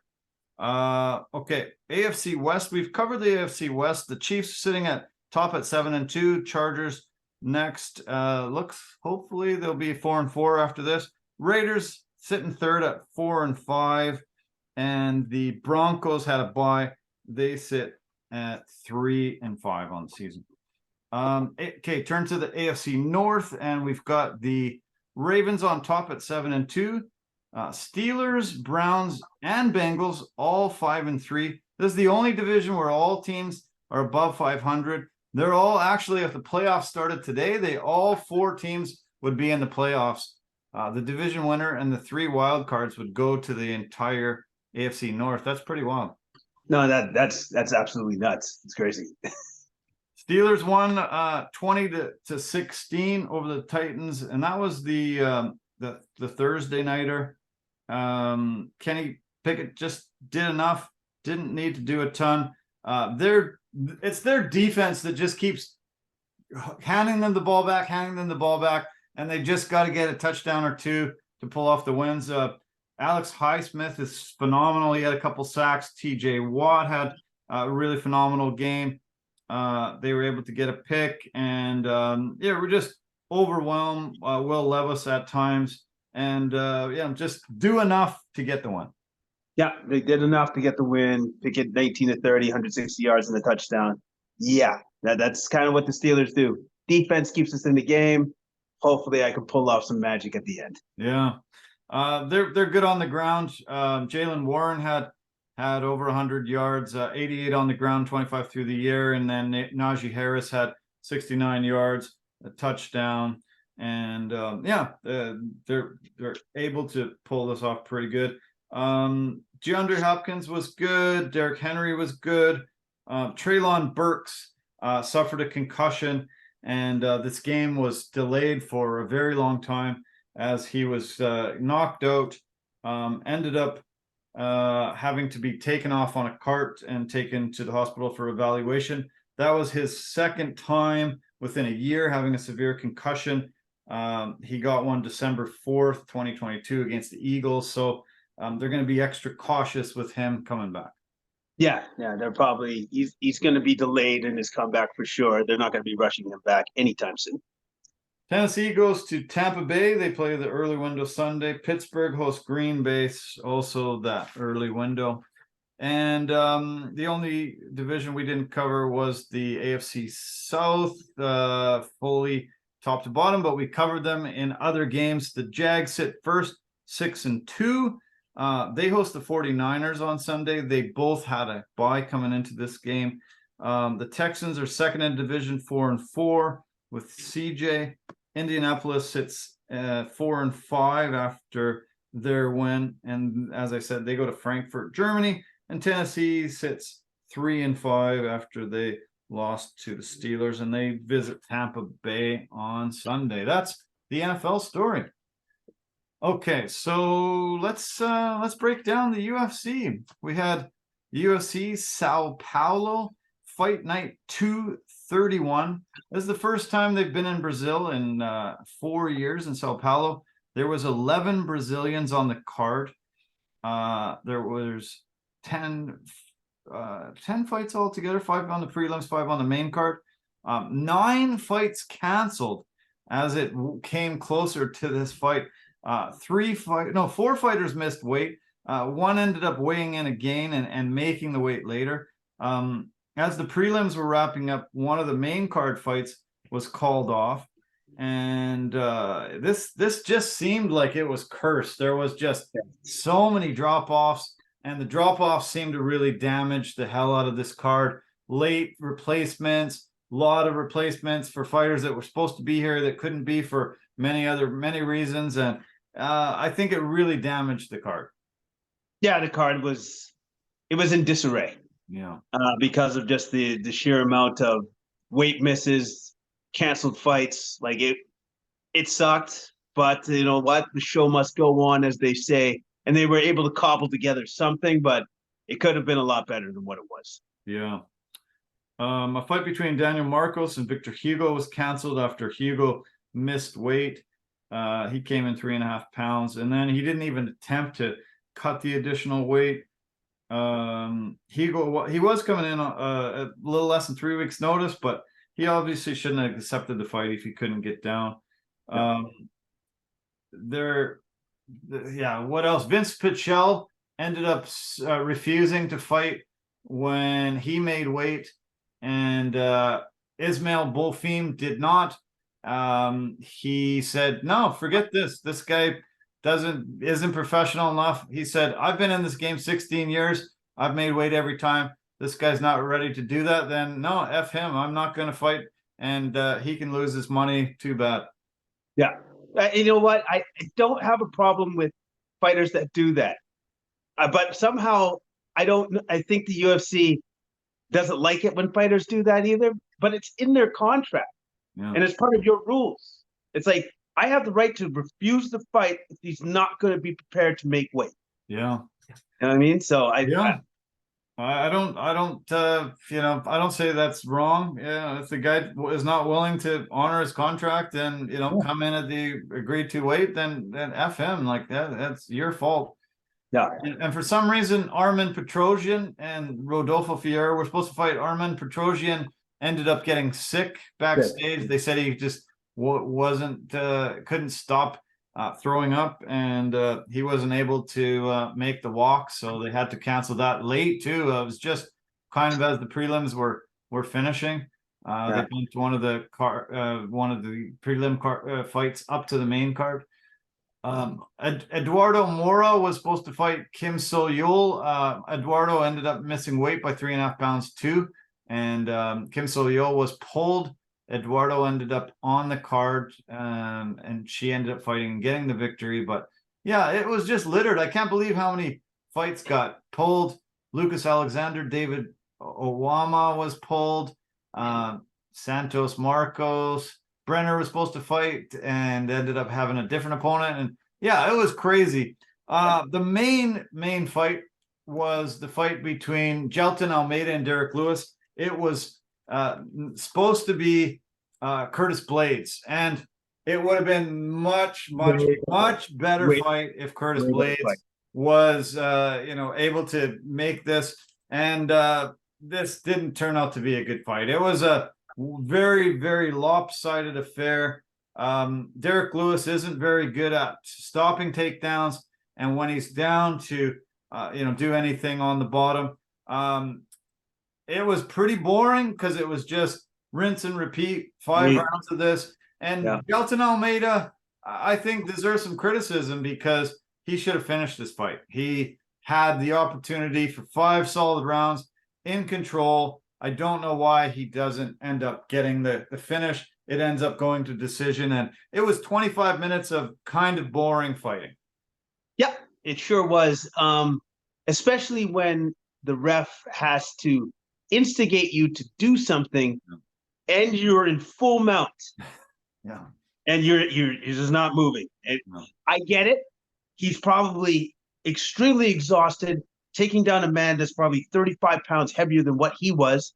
Yeah. By the way, Jelton Almeida looks like a Greek god. Amazing. He's amazing. He's in amazing shape, incredible body. Yeah, but by taking that guy down for 25 minutes, I'll give him a little bit of the benefit of the doubt because that's a big man, a big human being that you're taking down over and over again. But yeah, this fight would have been so much better with Curtis Blades. Yeah. Because then you have a guy you have another grappler going against that guy.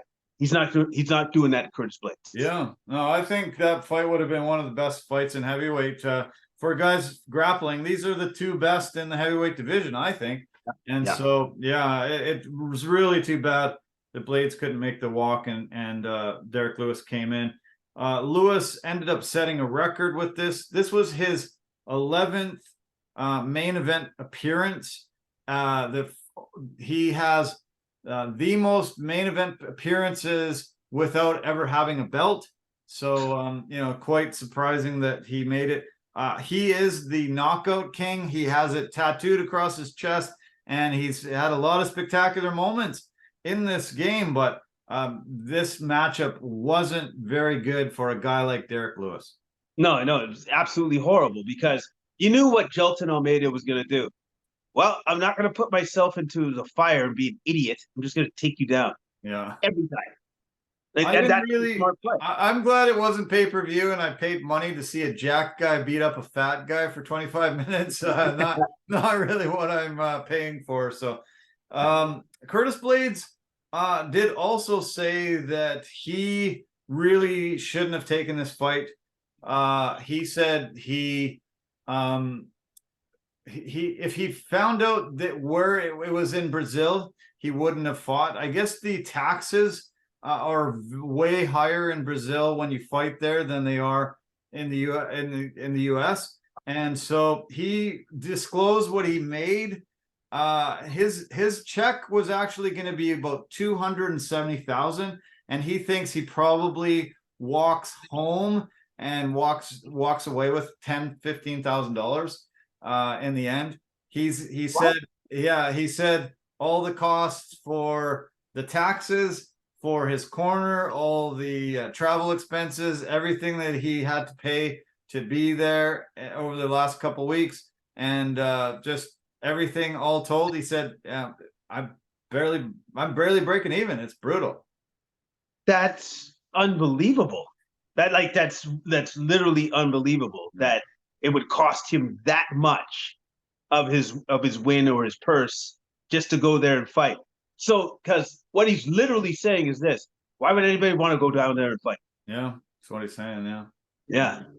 He's saying no. He had been, him and his team had been contacting UFC for a few weeks, months. He said, trying to get a fight before the end of the year, and there was nothing happening. And he was told that no, every card's full. And then they got this card, and they said, "Oh, do you want to, fill in for Curtis Blades?" And he said he just agreed to it, just sure. And then I think he said a couple days later, so they were like, "Where is it?" And he's like, "Oh shit, I don't even think I asked." And then then they told him, and he's like, "Oh no, not Brazil, no." And he said, he said he barely has any money left from going there and coming back. He said it's just not even worth it. Wow, man. Well, they might actually have problems getting fighters to go down there in the future, right? Brazilians will be fine. Yeah. But other guys would be like, yeah, pass. Hard pass. Probably, yeah. He was very open and honest, and we like Derek Lewis for his honesty and for his post-fight comments and stuff. And I guess it says he made 271K. Jelton and I made 256K in the end. This was number 9 against number 10. He wants to fight Tai Tuivasa next, and that will be great. That's who Derek Lewis should be fighting. Yeah, you know what? The matchmakers need to know. It's like, even if he had to step in and whatever, don't do that again. Yeah. Let's have him against stand-up guys, because that's what we all want to see anyways. And then forget the grapplers, because we know what we're gonna see if that happens. He can't get up. He just can't do it.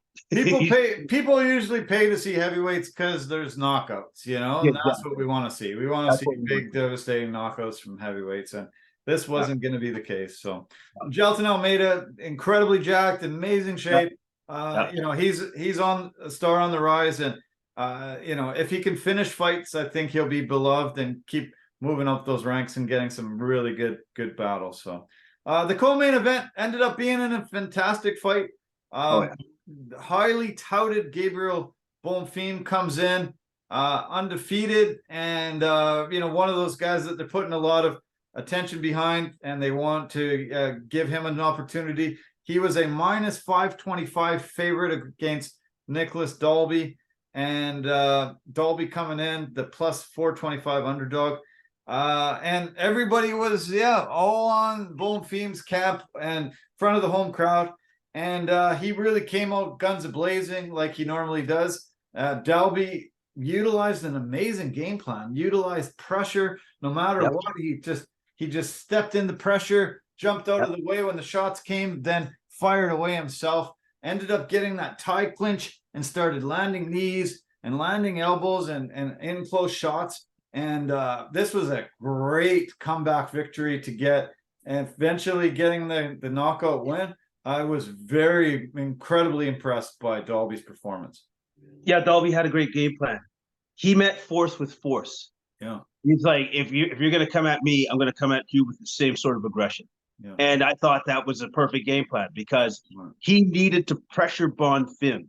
Because Bonfim is going to come at me, I'm just going to come at him and hit him right in the middle, right? And I just thought that's actually what you got to do with this guy. You can't back up. You have to make him back up. Yeah. And that's eventually what Dalby did. And eventually the pressure got to him. And then all of a sudden Bonfim is like, isn't this usually what I do to people? Why is this happening to me? Yeah. Right? And then once he got that tie clinch and started landing those knees over and over again, began to wilt, and then it was game over, man. It was a great win by Dalby. Exceptionally good. I loved it. Yeah, Danish Dynamite gets his 4th win in a row. I don't think he should have been so much of an underdog. No, he's 9-1 in the UFC. He's really he had 9 victories, 1 defeat, 2 non-contests over his last 12 fights. Really, really good fighter. And both guys got $50K for the bonus fight of the night. And it was, to me, a fight that I'll remember for a long time. A great game plan him and his team had. Fight fire with fire, get in there and avoid the big undercut, uppercuts, and avoid anything in close, and then just pressure, and that was able to get him the win. It was nice. I liked it a lot. Okay, let's talk about the other fight between Rodrigo Nascimento and Don'Tale Mayes. Tell me what you thought about this one. Well, I just thought that Nascimento was the more accurate, aggressive fighter. He had the fast hands, and it just seemed that Mayes was just off. Yeah. He was just off. Like he didn't have it going on, and Nascimento did. And I'm surprised that Nascimento wasn't able to finish him. It just goes to Mayes' toughness. He's got a great chin, but definitely Nascimento had this fight for sure. Unanimous decision win. Definitely, it wasn't close. It wasn't close for me. Yeah, this fight frustrated me as well. I just didn't understand why Mayes wasn't pressing the action. He definitely waited at least 2 rounds, like 2 full rounds to even start fighting. He was just really not engaged very often. And he also employed like a Bobby Green type of style where he had his hands down and he was trying to invite the guy to come in, and Nascimento wasn't biting. And so, it ended up being a little more of a standoff. I think Nascimento, if he pressured a bit more, he could have taken him out and should have. But Mayes is tough. He, outstruck him at times, but just really was passive way too often. Yeah, he was way too passive, and he just didn't do enough. No, did not do enough. No, did not. Also, the same for this middleweight fight between Kyle Burhau and Abus Magomedov. I thought the same thing with them. I like Burhau's movement, and he looked very, very spry and very athletic, but he didn't engage enough. He just didn't really take the fight to the other guy, and it was just kind of the same as the previous fight we just talked about, except that they had more movement.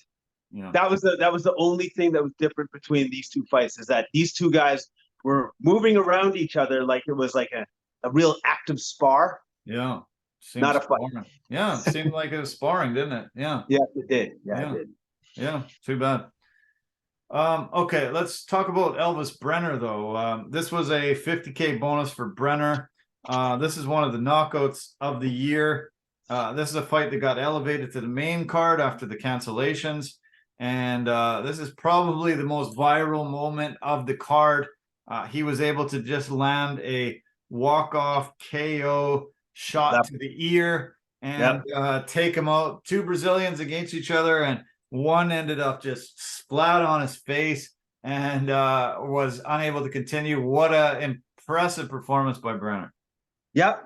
Left hook, KO, walk off. Boom. And it was kind of surprising because I'm like, okay, this is looking good. And then all of a sudden, bang, it's over. Yeah.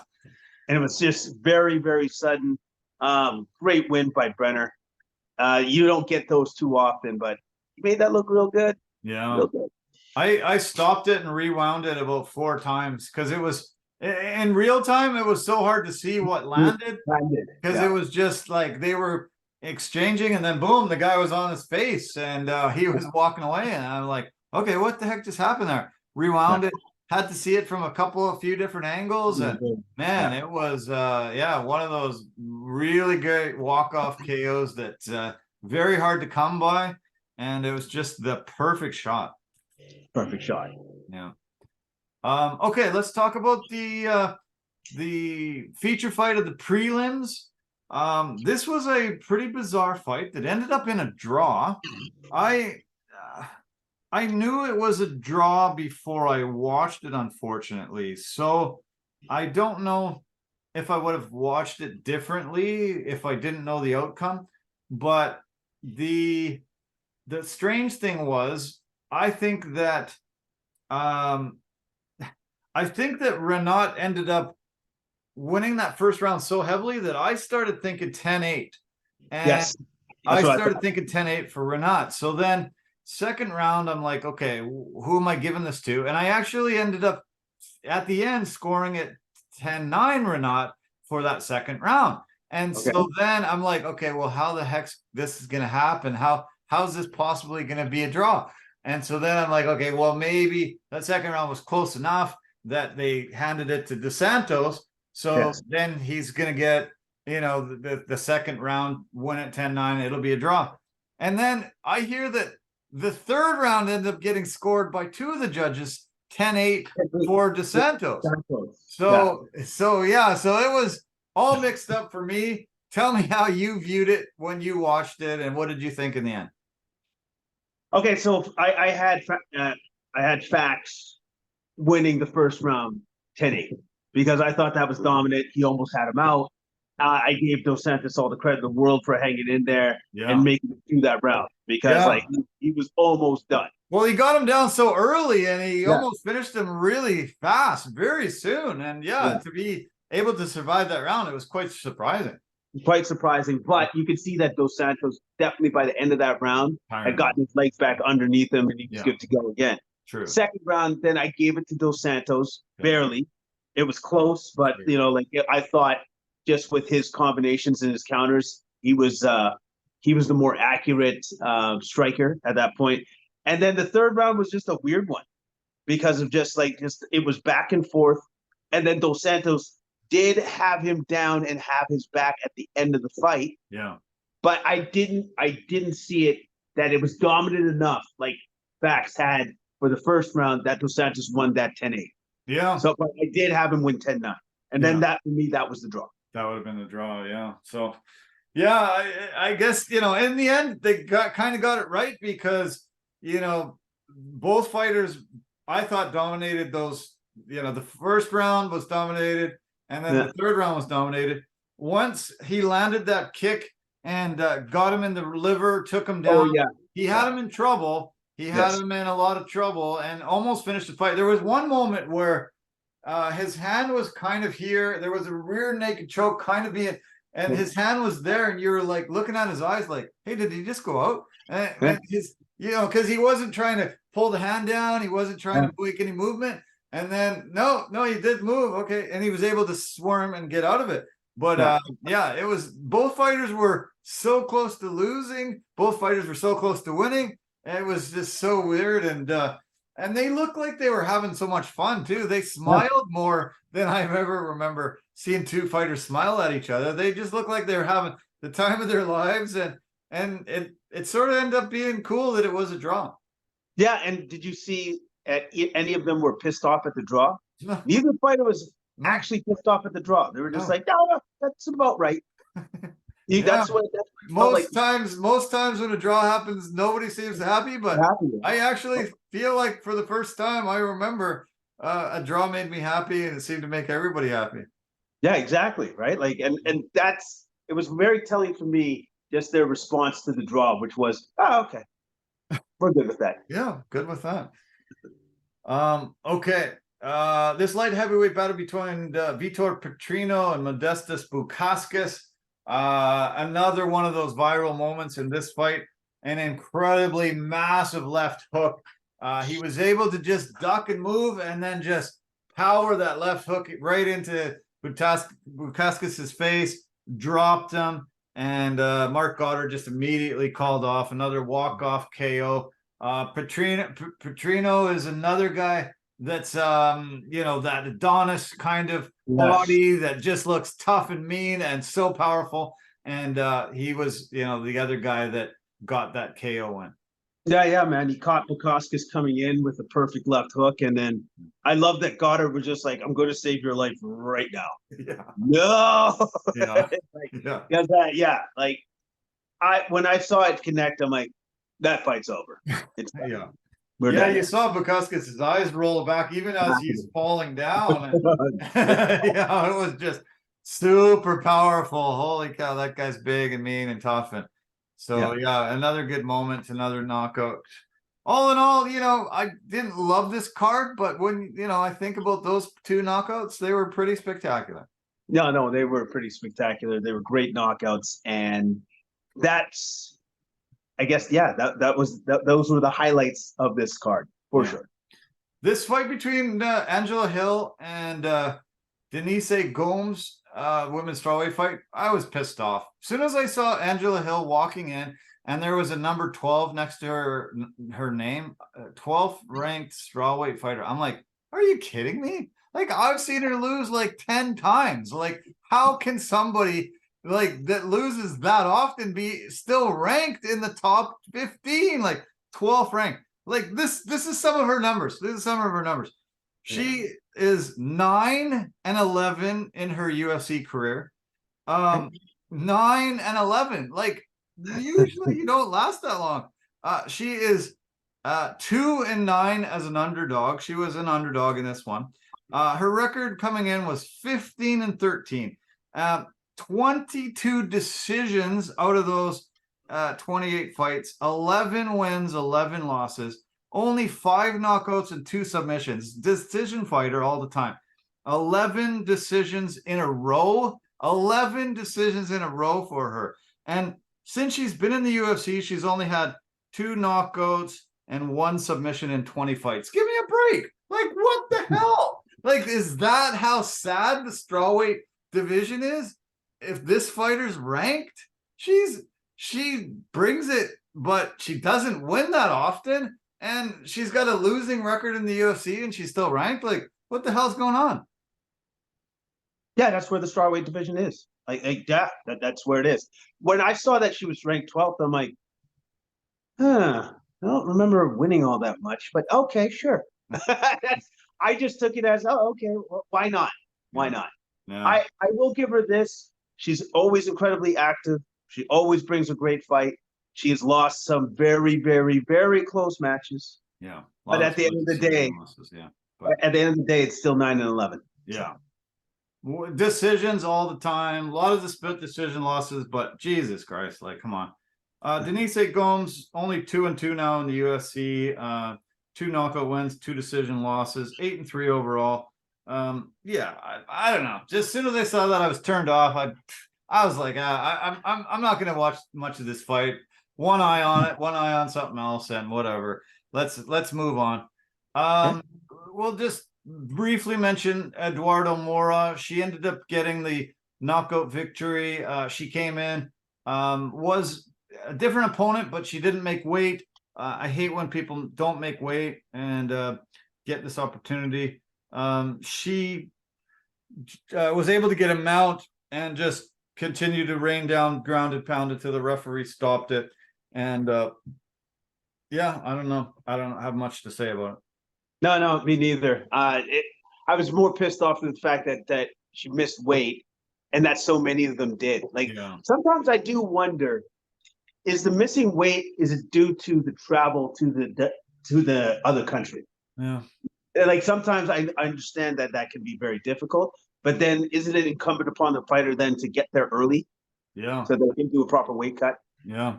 Well, that's what the Beast did. Now he says he doesn't have any money to even get home, so he wouldn't recommend that, I guess. Mark Jacasey kicked off the prelims. He got a decision win over Kobe Fernandez. He got 3 takedowns, and it was a pretty lackluster fight. So we've got UFC 295 coming up this weekend. Really, actually pretty damn excited about this card. There should be a lot of really good battles on the card, especially the main event. as long as Yuri Prochazka is fully recovered from his shoulder injury, this could be one of the fights of our lives. These two guys are incredible strikers, and at light heavyweight, both coming in, both had full camps. This was elevated to the main event after John Jones was injured, couldn't fight Stipe, but this should have been a main event somewhere. I'm super excited about these two battling against each other. Yeah, you know what? Since that happened to John Jones and the Stipe fight got canceled, I'm okay. Like I was still super happy that this got elevated to the main event, because this could be a main event pay-per-view on any other card. Yeah. Any other card. So I was over the moon. I'm okay with that. Again, I'm like you. I hope that Yuri is completely healed, because I don't want to be cheated in this fight. I don't want to see no freaking Dillashaw come in and be like, I'm ruined and I'm trying to fight. Like, no. And by the way, he really paid for that. He's still trying to recover from that. Yeah, true. Yeah. He might not ever fight again, really. Yeah, he might be done. Yeah. Pereira comes in. This is only his second fight at light heavyweight. He wasn't able to make middleweight anymore. Former champion there, obviously, when he beat Israel Adesanya. Lost to Adesanya on the rematch. Then his first fight in the light heavyweight, he was able to beat Jan Blachowicz by a split decision. His record's only 8-2. And so, a lot of people don't know how dangerous he is, but he is definitely dangerous. Just this past weekend, he was nominated into the Glory Kickboxing Hall of Fame, only the third fighter ever to get that honor. And, he's been very decorated. He's the only fighter in Glory Kickboxing history to hold two belts simultaneously at two different weight classes. So comes in with a very decorated striking combat record. Yeah, exactly. Like his striking is no joke. You saw what he did to the champion Adesanya and what he was about to do to him again the second time around, until Izzy managed to pull that off. So I am very much looking forward to this fight. Yeah. It's going to be a striking it's going to be a striking bonanza between these two men, and it's going to be fantastic. Can't wait. Prochazka's record is 29-3. He's on a 13-fight win streak. He's just 3-0 in the UFC, but still just a guy that you watch him fight, and he is elite, incredible. I look forward to the co-main event, heavyweight battle between Sergey Pavlovich and Tom Aspinall. This is for the interim belt, and because John Jones got pulled and can't fight, they've decided to make an interim title. This will be I think Pavlovich is the better fighter out of the two. Aspinall's been very good, but I think Pavlovich is one of those elite guys in this division, and I think will probably, unfortunately, have a belt one day.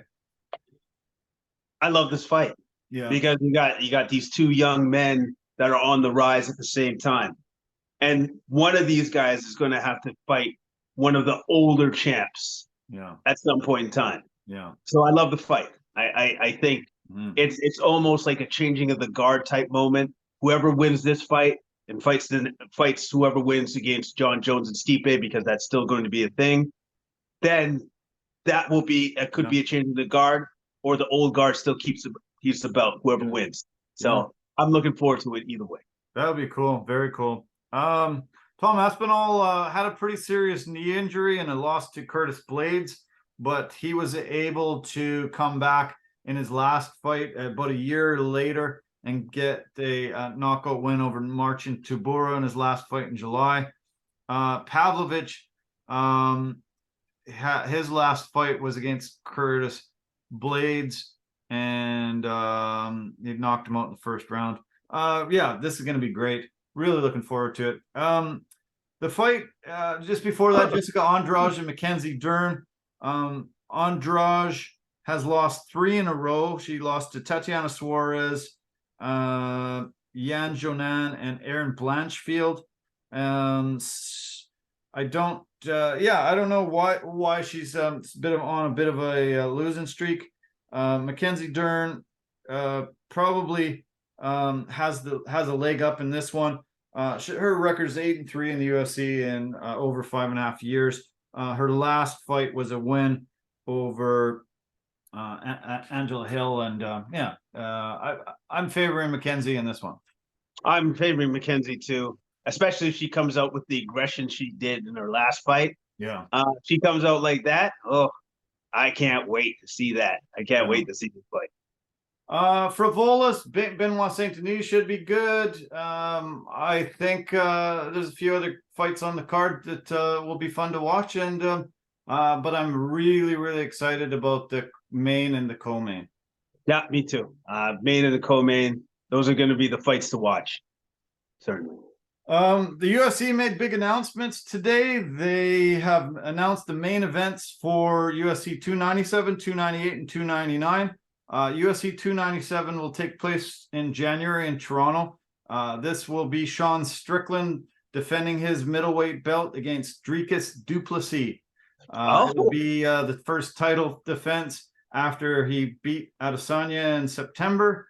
Dricus comes in 20-2, 8-fight win streak. Last beat Whitaker in July.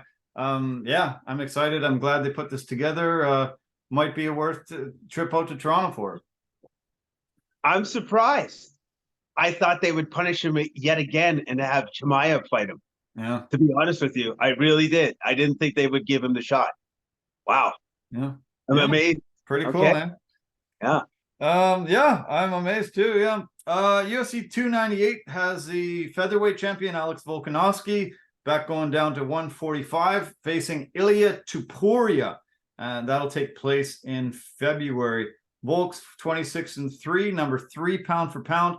Topuria comes in 14-0. That's going to be a fight. That is going to be one hell of a fight. And yeah, this is definitely not a fight that Volk's can take short notice. He's going to need a full fight camp for this guy. Yeah. Luckily, he's got a few months to get ready for it. And then UFC 299. Sugar Sean O'Malley defends his bantamweight strap against Marlon Chito Vera. This is a rematch from UFC 252 in Las Vegas in August of 2020. Vera ended up getting the TKO win there. Elbows and strikes, ended up finishing it in the first round late. O'Malley is undefeated since 5 wins and 1 no contest in. Chito's ranked number 6 in the division, but O'Malley really wants to try to avenge that last defeat that he had. Yeah. And also, too, the UFC is not impressed with what's happening between Aljamain Sterling and Davishvili and stuff. So, yeah, not surprised that that's happening either. Yeah. O'Malley's his record 17-1-1. Chito is 21-8 and 5-2 since that last O'Malley fight. Did you see the reports of the UFC payouts that hit media over this past few days? I saw that, and that was due to the antitrust suit, right? Yeah, right. Yeah. I saw that. Were you surprised at any of the numbers? Did you see did you look into the numbers at all? I saw some of the numbers. I think Conor was the most at 6 million plus, something like that. I think Ronda Rousey was it like 1.8 or 2 million or something like that. And then I saw some of the numbers. Yeah. Was I surprised at the numbers I saw? Not really. Yeah. It seemed about right, to be honest with you. The big telling one for me was Conor McGregor. He went from his fight against Chad Mendes. They paid him $3.285 million, and then he went up to 4.5 for Jose Aldo, 5.5 for Nate Diaz 1, 5.6 for Nate Diaz 2, and 6.8 for Eddie Alvarez.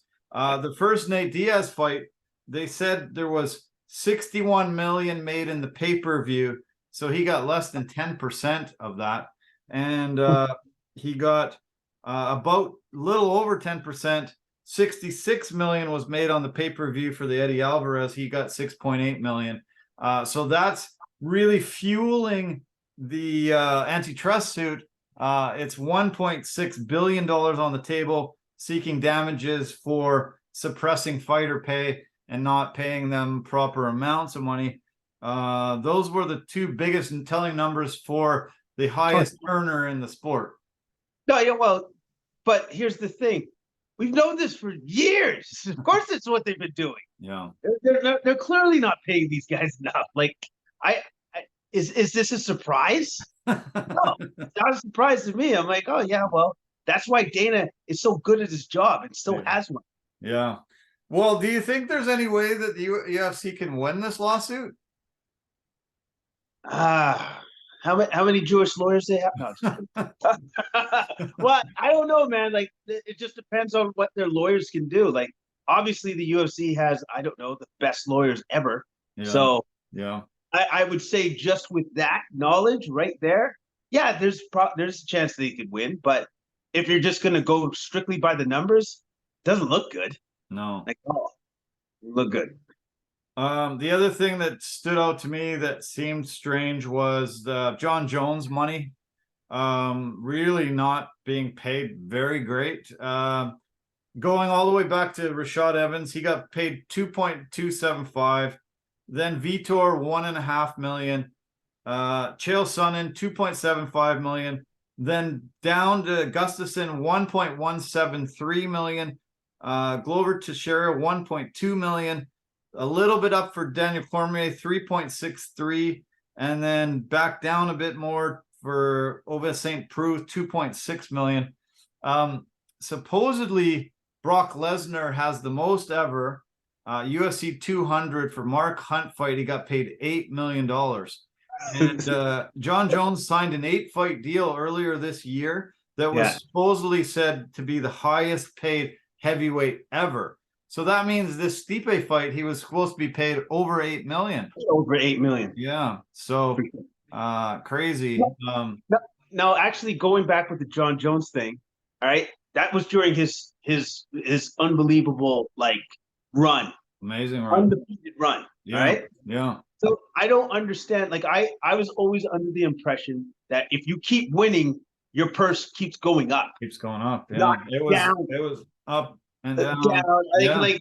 For me, that doesn't even make any sense because it's like, wait, did he lose one of those fights? No, he didn't. No. So what is happening here? He got paid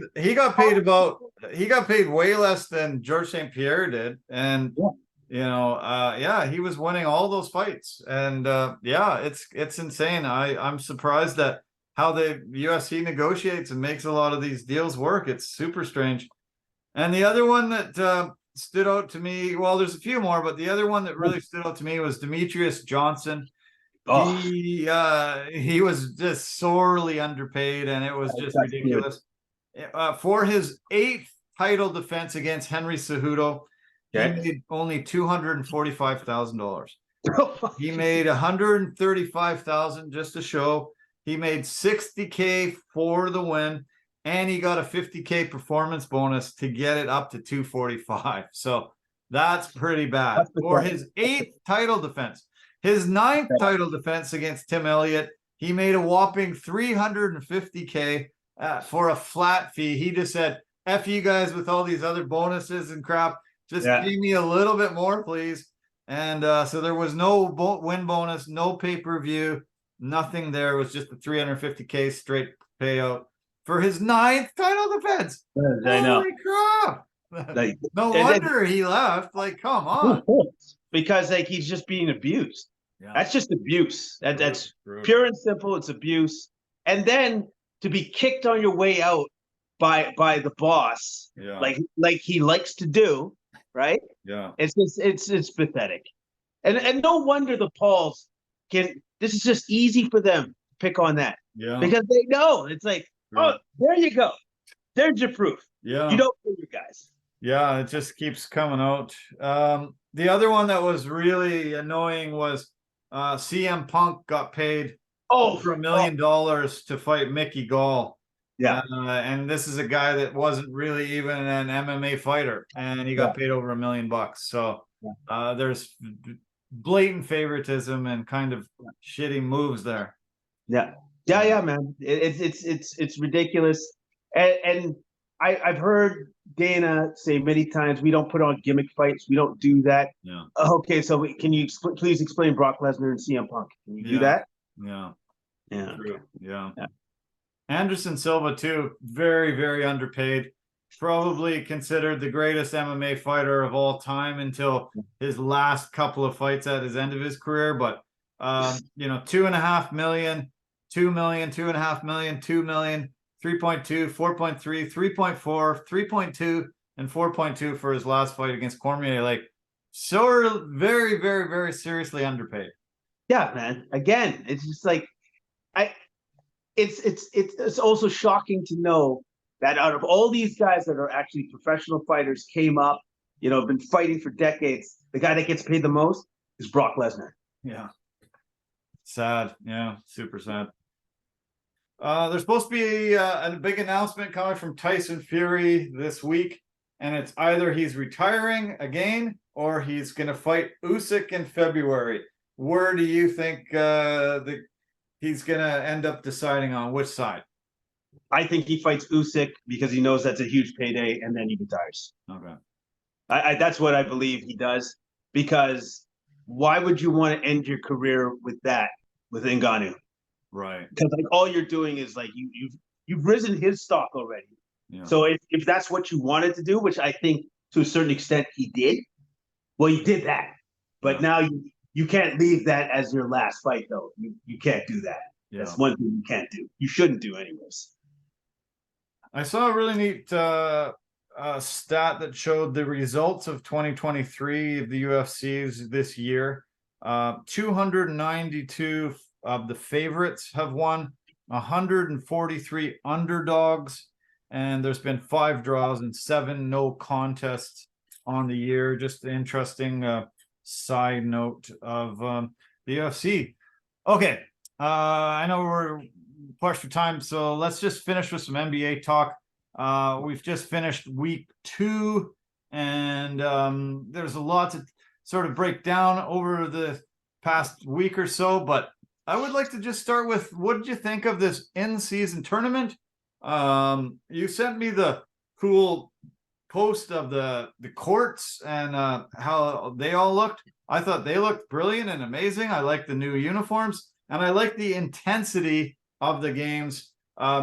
Supposedly ESPN had 35% higher numbers from the same date last year on their viewership, and that's definitely what the NBA wants. And I liked a lot of the games, very intense and something that you're not seeing. I didn't realize it was actually going to be so early in the season. I thought in season might be more mid-season, but to me it was a good experiment so far.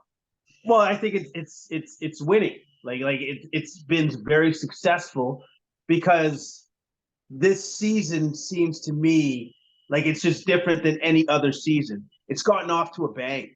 Yeah. Like there's a certain intensity so far in the games that I've seen right off the bat that I absolutely love. Yeah. I don't know if it's due to the in-tournament games and stuff, but whatever it is, whatever their changes it has been, the switch has flipped for like the superstars and the players.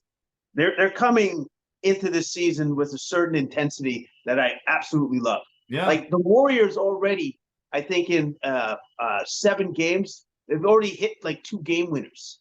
Yeah. You know what I mean? Yeah. And that's awesome to see. That is great to see. Yeah. Both of those game winners were with 0.2 of a second left. Clay's first and then Steph's next. Yeah. The Clay one was terrific. Vintage Clay going across the middle and hitting a jumper. The Steph one was held up for a few minutes because they had to review it and see if there was the basket interference and everything. But it was with 0.2 of a second left. So, you pretty much have the win, because you can't actually catch and shoot when it's that little time on the clock. And, 141, 139 in a regular season game that kind of meant something because it was the first of this tournament. Yeah, exactly. And then I love the courts. I love the vibrancy of the courts. Yeah. Just the way that they look, and the fact that they're actually have special uniforms for these in-tournament games too as well. Yeah. Like, I like the setup so far. So far, so good. And again, the players got the memo. Hey, load management, stop doing that. You guys got to play. And if you can't play, that means you're freaking injured. Yeah. That's it. Yeah. Yeah, it's great. It's very good to see. Speaking of Steph, he got Western Conference Player of the Week, averaged just over 30 points per game, 5 rebounds, 5 assists. He had that big 42-point night in 5 assists, 5 rebounds, and they won over the Pels. 3-1 week for the Warriors, and he's hit 43 pointers already. I was watching their game earlier tonight against Detroit, and he was on fire, hitting 3-pointers from everywhere, and looking pretty spry for a 35-year-old. And then the Eastern Conference Player of the Week is Jason Tatum. Boston was 3-0 in the week. He's averaging just over 30 points a game, 9.6 rebounds, and 3.4 assists. He had a spectacular game in the Indiana game, 30 points and 12 rebounds. In the 155-point explosion game Boston had that night, I was shocked when I saw that score. Yeah, and the catalyst for their Boston's offense is Porzingis. Yeah, because Porzingis, he just spreads the floor so much, and on top of that, when he takes his threes, he could be 2 to 3 feet behind the line, and so that now you're just like, oh, dude, like the center is taking step threes. Yeah, and so that stresses your defense so much, and I just love the way that the Celtics are built now. And then the fact that they have the best backcourt for defensive guards in Derek White and Drew Holiday, where it's like, what do you think you're going to do? Nothing. Nothing. We're going to lock you up. The Celtics are a problem. Yeah. And I love the fact that the 76ers, 5-1. Yeah. And they got rid of the cancer Harden, and they've unleashed Tyrese Maxey. They said, Maxey, go to work, young man. You're it. You're up. Yeah, that was great to get him out of there and move on. And Maxey's playing phenomenal. I really like how this team is put together. Boston, still undefeated on the year, and they're looking really great. Tatum got the points yesterday. He became the youngest Celtic ever to get 10,000 points, and the 10th youngest in the history of the NBA. And Boston and Philly were playing tonight, so I'm looking forward to the highlights of that one. I'm recording a bunch of games, and I'm sure I've got that one on. Boston plays Brooklyn and Friday, next tournament game, and then the Raptors on Saturday. So it'll be nice to watch the Raptors play against them. Philly 4-1, 4 straight wins. Beat Phoenix, and Embiid's looking great. Oubre had 25. Maxey had 20 points and 10 assists. And Tobias Harris even had a double-double, 18 and 10. Philly plays the Wizards today. And then Boston Wednesday. Boston Wednesday. And then Detroit Friday in the tournament game. The Atlanta Hawks came out good. They said 4-2, 4 straight wins. Beat the Pels on the weekend. Jalen Johnson, Trae Young, DeJounte Murray. These 3 guys together, it's going to be a pretty amazing trio. No, they're doing well. And Young and DeJounte Murray are finally figuring out how to work together on the court, and that was a problem that was a puzzle that they were trying to figure out last year, and it looks like they're finally getting a handle on it. Yeah, I think so. Orlando Magic coming out of the gate pretty damn good, 4-2, looking great. They ended up beating the Lakers on Saturday pretty handily, 120-101. Banchero, this guy's emerging, 25 points, 10 assists, and 7 rebounds, and Franz Wagner had 26 points. They played the Hawks today, and Thursday they play the Bucks, and pretty good out of the gate. Yeah, they're doing well. Boncaro is playing well. The Wagner brothers are playing very well as well. Bucks coming out of the gate only 3-2. Last game for Milwaukee was a win on Friday against the Knicks. Lillard had 30, Giannis at 22, 8 and 6. I don't know. I think they're still trying to get this thing figured out. Yeah, they're still trying to figure out. They're still trying to figure out the defense and how that's supposed to work. And Middleton still is not where he should be yet. That's true. Big question mark.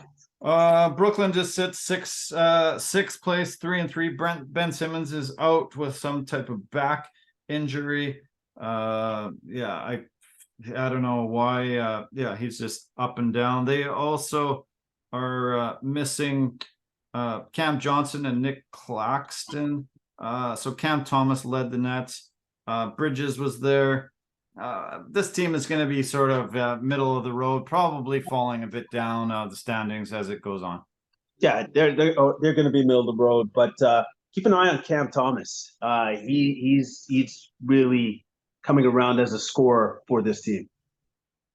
Cavs, their backcourt, man, fun to watch. I watched them a little bit over the weekend, and they beat Golden State yesterday.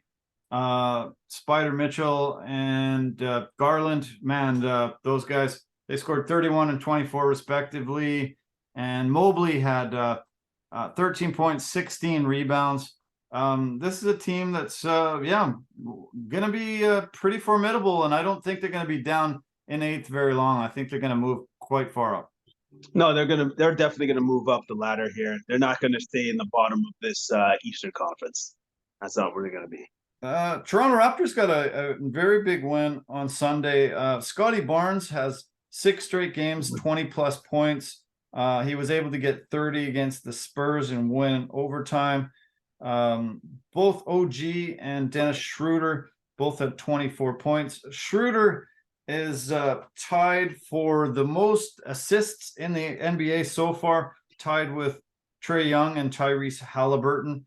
And Barnes is really actually just came out of the gate this season and looking phenomenal. I think the Raptors are really smart on and rewarding. He's rewarding them for having faith in him, because he was on the trade block, according to a lot of rumors over the offseason.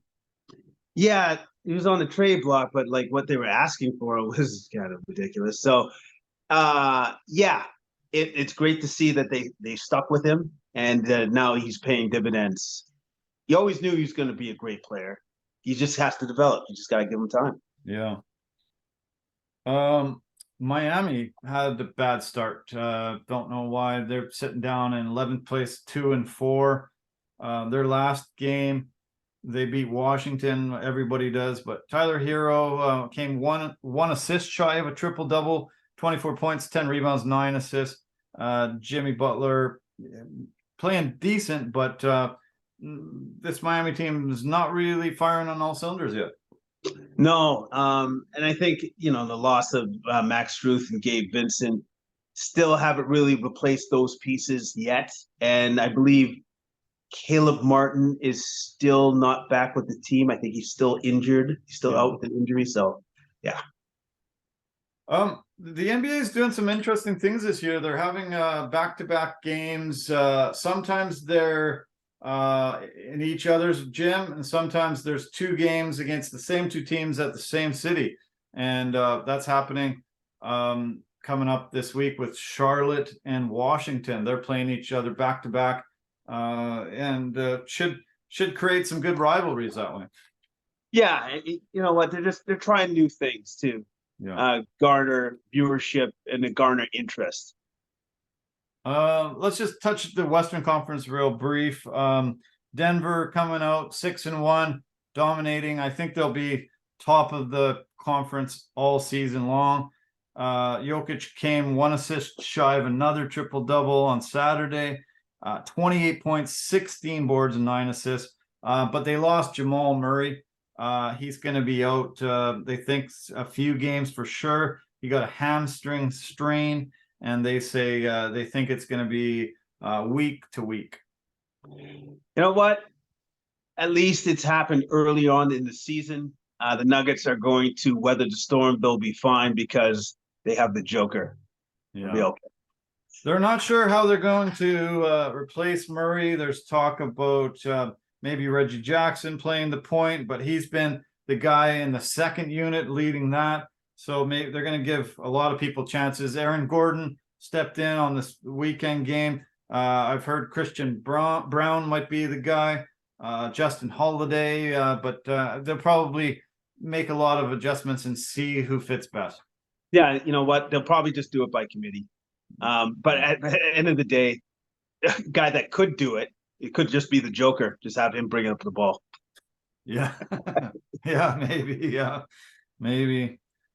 Dallas Mavericks coming up great. I wasn't sure if this Kyrie Luka thing would work very well. I don't like much of this team, but 5-1 start. What did you think? Surprising, but Luka's been freaking magnificent. So maybe that shouldn't be that surprising because he's been that good. And I think a revelation for the Mavericks has been Lively as a center, as the role man. Mm-hmm. He has been fantastic. He's been terrific. And if he can keep this up, the Mavericks are going to be in good hands. Yeah. Luka's leading the NBA in points per game. He was 1 assist shy of a triple-double over the weekend. And they had a nice couple of wins over the weekend. They will host the Raptors on Wednesday. And then Friday, they host the Clippers. Golden State played Detroit tonight. We mentioned those 2 buzzer beater wins off the bat. I'm loving what they're doing, and Chris Paul is really having a phenomenal start. His assist to turnover ratio is just phenomenal. Golden State has been very, very poor for many years on turnovers and really not keeping the ball, but he's been ensuring when he's in there that he makes the right play and doesn't turn over the ball at all. Yeah, and then all of a sudden now too, Warriors can win on the road. Yeah, 4-0 on the road. 4-0 on the road. Yeah. Yeah. They probably didn't win their 4th game until the new year last year. Yeah, so and that's the most telling thing to me. So it looks like the Warriors are back on track. Yeah. The Pelicans 4-2, sitting in 4th place in the conference. As I mentioned, CJ McCollum with the collapsed lung. That's going to be a big blow. Sure hope, fingers crossed, that he can come back. He missed about 3 weeks of action last time this happened, so that will be a lot of games if that's the case. They have had Trey Murphy out with a left knee injury the entire year. Jose Alvarado, right ankle sprain, and Najee Marshall. They have all yet to play this season, so it's not good. And Brandon Ingram just got back on Saturday from a knee injury. So, if it rains, it pours for them. They've had injury troubles so badly over the last few years. It's not looking good 2 weeks in. No, it's not. But the record is still 4-2. And that's really good considering the amount of injuries they have to their team. Yeah. Okay. T-Wolves sit at 3-2 in the 5th place, looking pretty good. Ant-Man is the guy there. Gobert had a double-double, and I'm looking forward to a lot of good play from the T-Wolves. But the Clippers, they sit also 3-2, 6th place. James Harden was playing tonight. I watched the first quarter before we started this podcast, and I was very intrigued and wondering how they were going to employ him, who was going to be the point guard, who was going to handle the ball. It just seemed like whoever got the rebound was coming up the floor with the ball and was kind of the point. I don't think they've sorted this out yet. And it's going to be interesting to see those 4 really stars try to all play together. I think it's going to be a work in progress. I hope for the Clippers' sake or Steve Ballmer's sake that this works out, because if it doesn't, well, we know what's going to happen. if it doesn't work out. Yeah. We all know what's going to happen. Yeah. I don't know the exact date, but maybe it's next season they'll be playing in the new arena. So, they're hoping to hit the ground running and really make that a must-see place to go to instead of sharing the arena with the Lakers like they have forever. Yeah, no, and that's a good move on his part. Get their own arena and all that sort of stuff. It's important. It's probably been long overdue. Yeah. But at the same time, the roster construction of this team is. I'm just curious to see how it all works out in the end. The Lakers sit in 7th place. We're kind of getting used to that over the last couple of seasons, but they just want to get in, and then they can do a lot of from there. There's been a lot of talk about trying to keep LeBron's minutes restricted, and he's averaging 35 minutes a game. And Anthony Davis is averaging the most amount of minutes per game than anybody else in the NBA. Like, what are they doing here? I thought they were going to be smart with this. Well, I think they're doing this because LeBron is trying to push Anthony Davis into that role of you're the leader. So if you're the leader, that means you got to lead. Be out on the floor. Yeah. You got to be on the floor. Yeah. And I know we're taking a risk with you being like made of glass and stuff and probably going to break. But you still have to lead. This is what you have to do because you can't put it on LeBron anymore, even though he's still amazing. And he absolutely is. But he's going to be 39 next month in December. 39. Wow. It's time for you, young buck, to do stuff. Crazy, eh? Incredible. Yeah. They've been hit by a bunch of injuries. They've got Rui Hachimura out with a concussion. Gabe Vincent has left knee troubles. Jackson Hayes has left ankle sprain, and Jared Vanderbilt is out with bursitis of his heel. So, a little bit rough there. Not great for them. The Spurs have been fun to watch with Victor Wembanyama coming in there. He's just incredible to see, and seeing Pop try to mesh him with the other team. I've got some statistic in front of me that said 4 players have racked up 20 plus clutch points in this season so far. 2 guys are long time veterans, LeBron James and Stephen Curry. And then Luka Doncic is in there, and then Victor Wembanyama. The 4 guys. Wembanyama is just a little bit ahead of Steph Curry so far. Pretty wild to be in the company of these guys already. Yeah, it is wild, but is it surprising? Not after you see him play. Yeah. The dude he's an alien. Like, it just you see him do things, you're just like, what is that? Like even the opponents that are playing against him are just like, he blocked that? Like, how did he do that? Yeah. Yeah, it's an adjustment period, not only for everybody playing against him, but even for his own teammates. Because now they're getting it that if I just throw it at the hoop, he's gonna get it. Yeah. It's just gonna be an alley-oop. Like, it's just like, just toss it up there. Yeah. Like, I saw there's a play, I think it was maybe a week ago or something, where he called for the alley-oop and he was at the 3-point line. And then he got it and dunked it. And you're just like, hey, all right. Ridiculous. Yeah, we're gonna see some pretty cool stuff. Yeah, it has been ridiculous. And it is amazing because almost every NBA player is 6'4", 6'5", and taller, and they're just like, holy cow, that guy's just massive, and, massive. Yeah, so it's shocking to them even. He's leading the rookie class with over 20 points a game. Chet Holmgren is second with 15.8. Brandon Miller has 15.5, and Ausar Thompson has 11 points a game. Ausar is leading the rookies in rebounds with 9.3. Wembanyama has 8. Lively has almost 8. You mentioned him. Chet Holmgren has 7.2. Only 2 rookies are averaging more than 4 assists. That's Scoot Henderson and Ausar Thompson.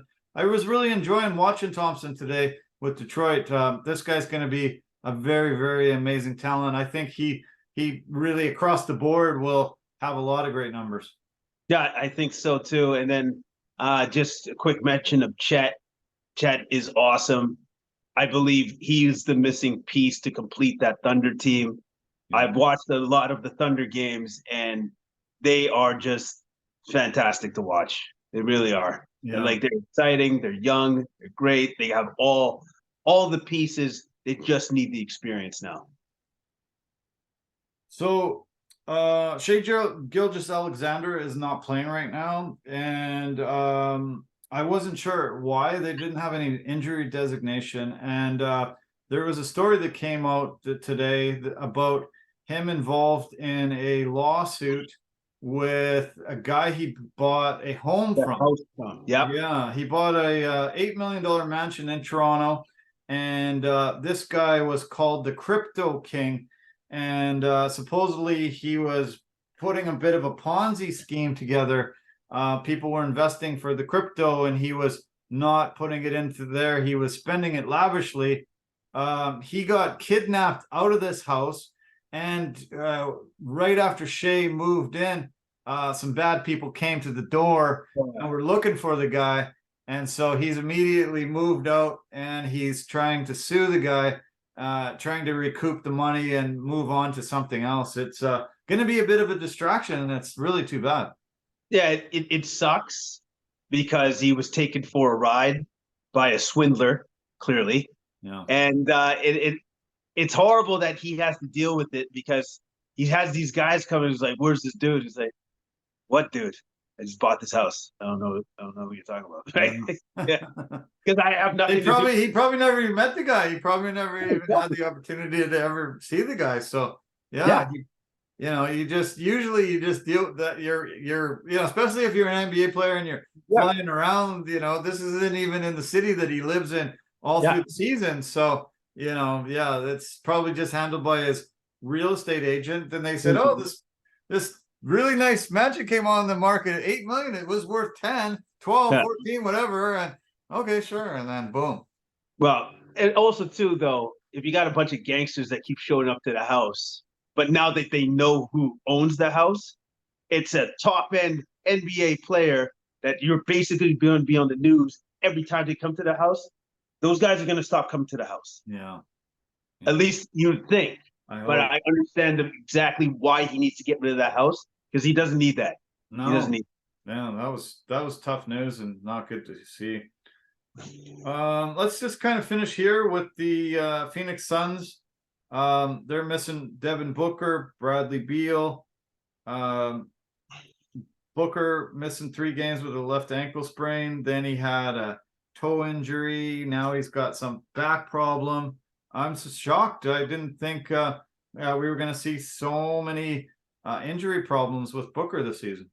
Yeah, it sucks that this is happening, but at the same time, maybe it's better to have this happen at the beginning of the season instead of near the end.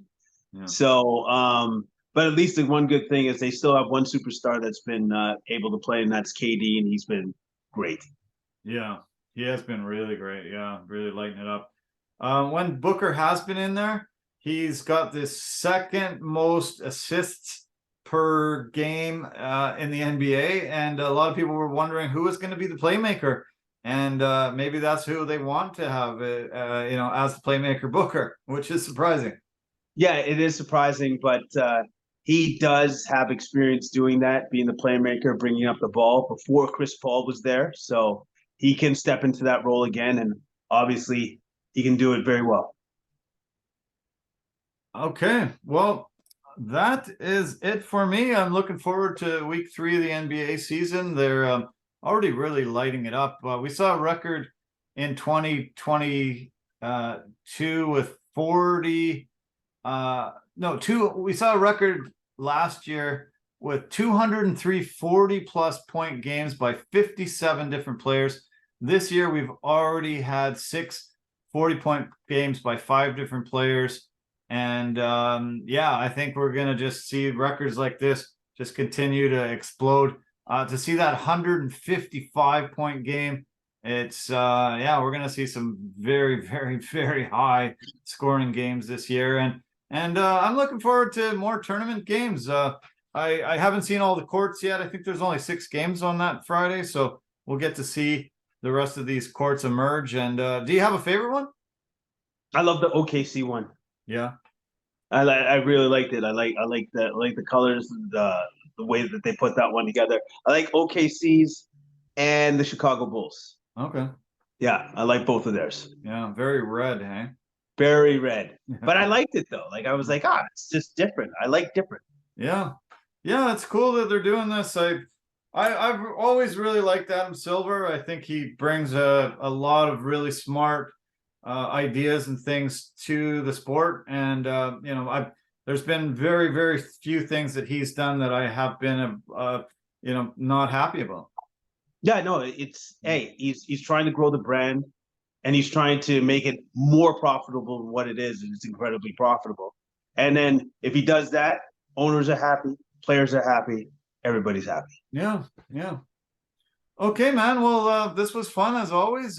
Great podcast. Hope you have a enjoyable evening. And I got to get to bed early for the first time in like 8 months. So we'll let you head off, and I'll let you know how things are going for my week. Finally back at work.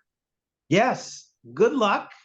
I know the first week is always a tough one, but I know you're going to be fine. You're going to do fine, champ. You're going to do well. Buddy. Thanks. Okay, keep dry as much as you can. Oh, I'm going to try my best. I'll try my best. Okay, we'll talk soon. All right. Cheers, man. Bye for now. Bye. All right. Awesome as always. Super fun episode, and hope you liked it. We enjoyed doing it. It's great. Yeah, thanks to all of our partners and sponsors. Appreciate your support as always. And yeah, as I mentioned, we've had some people reach out to look for some sponsorship as well. So maybe we will emerge with a new sponsor coming forward. So I want to thank Verbero, Anchor, Pampas Possibilities, and Forever Living for your support. You guys are great. And yeah, take care of yourself. Have a great week ahead. I will talk to you soon. Love you.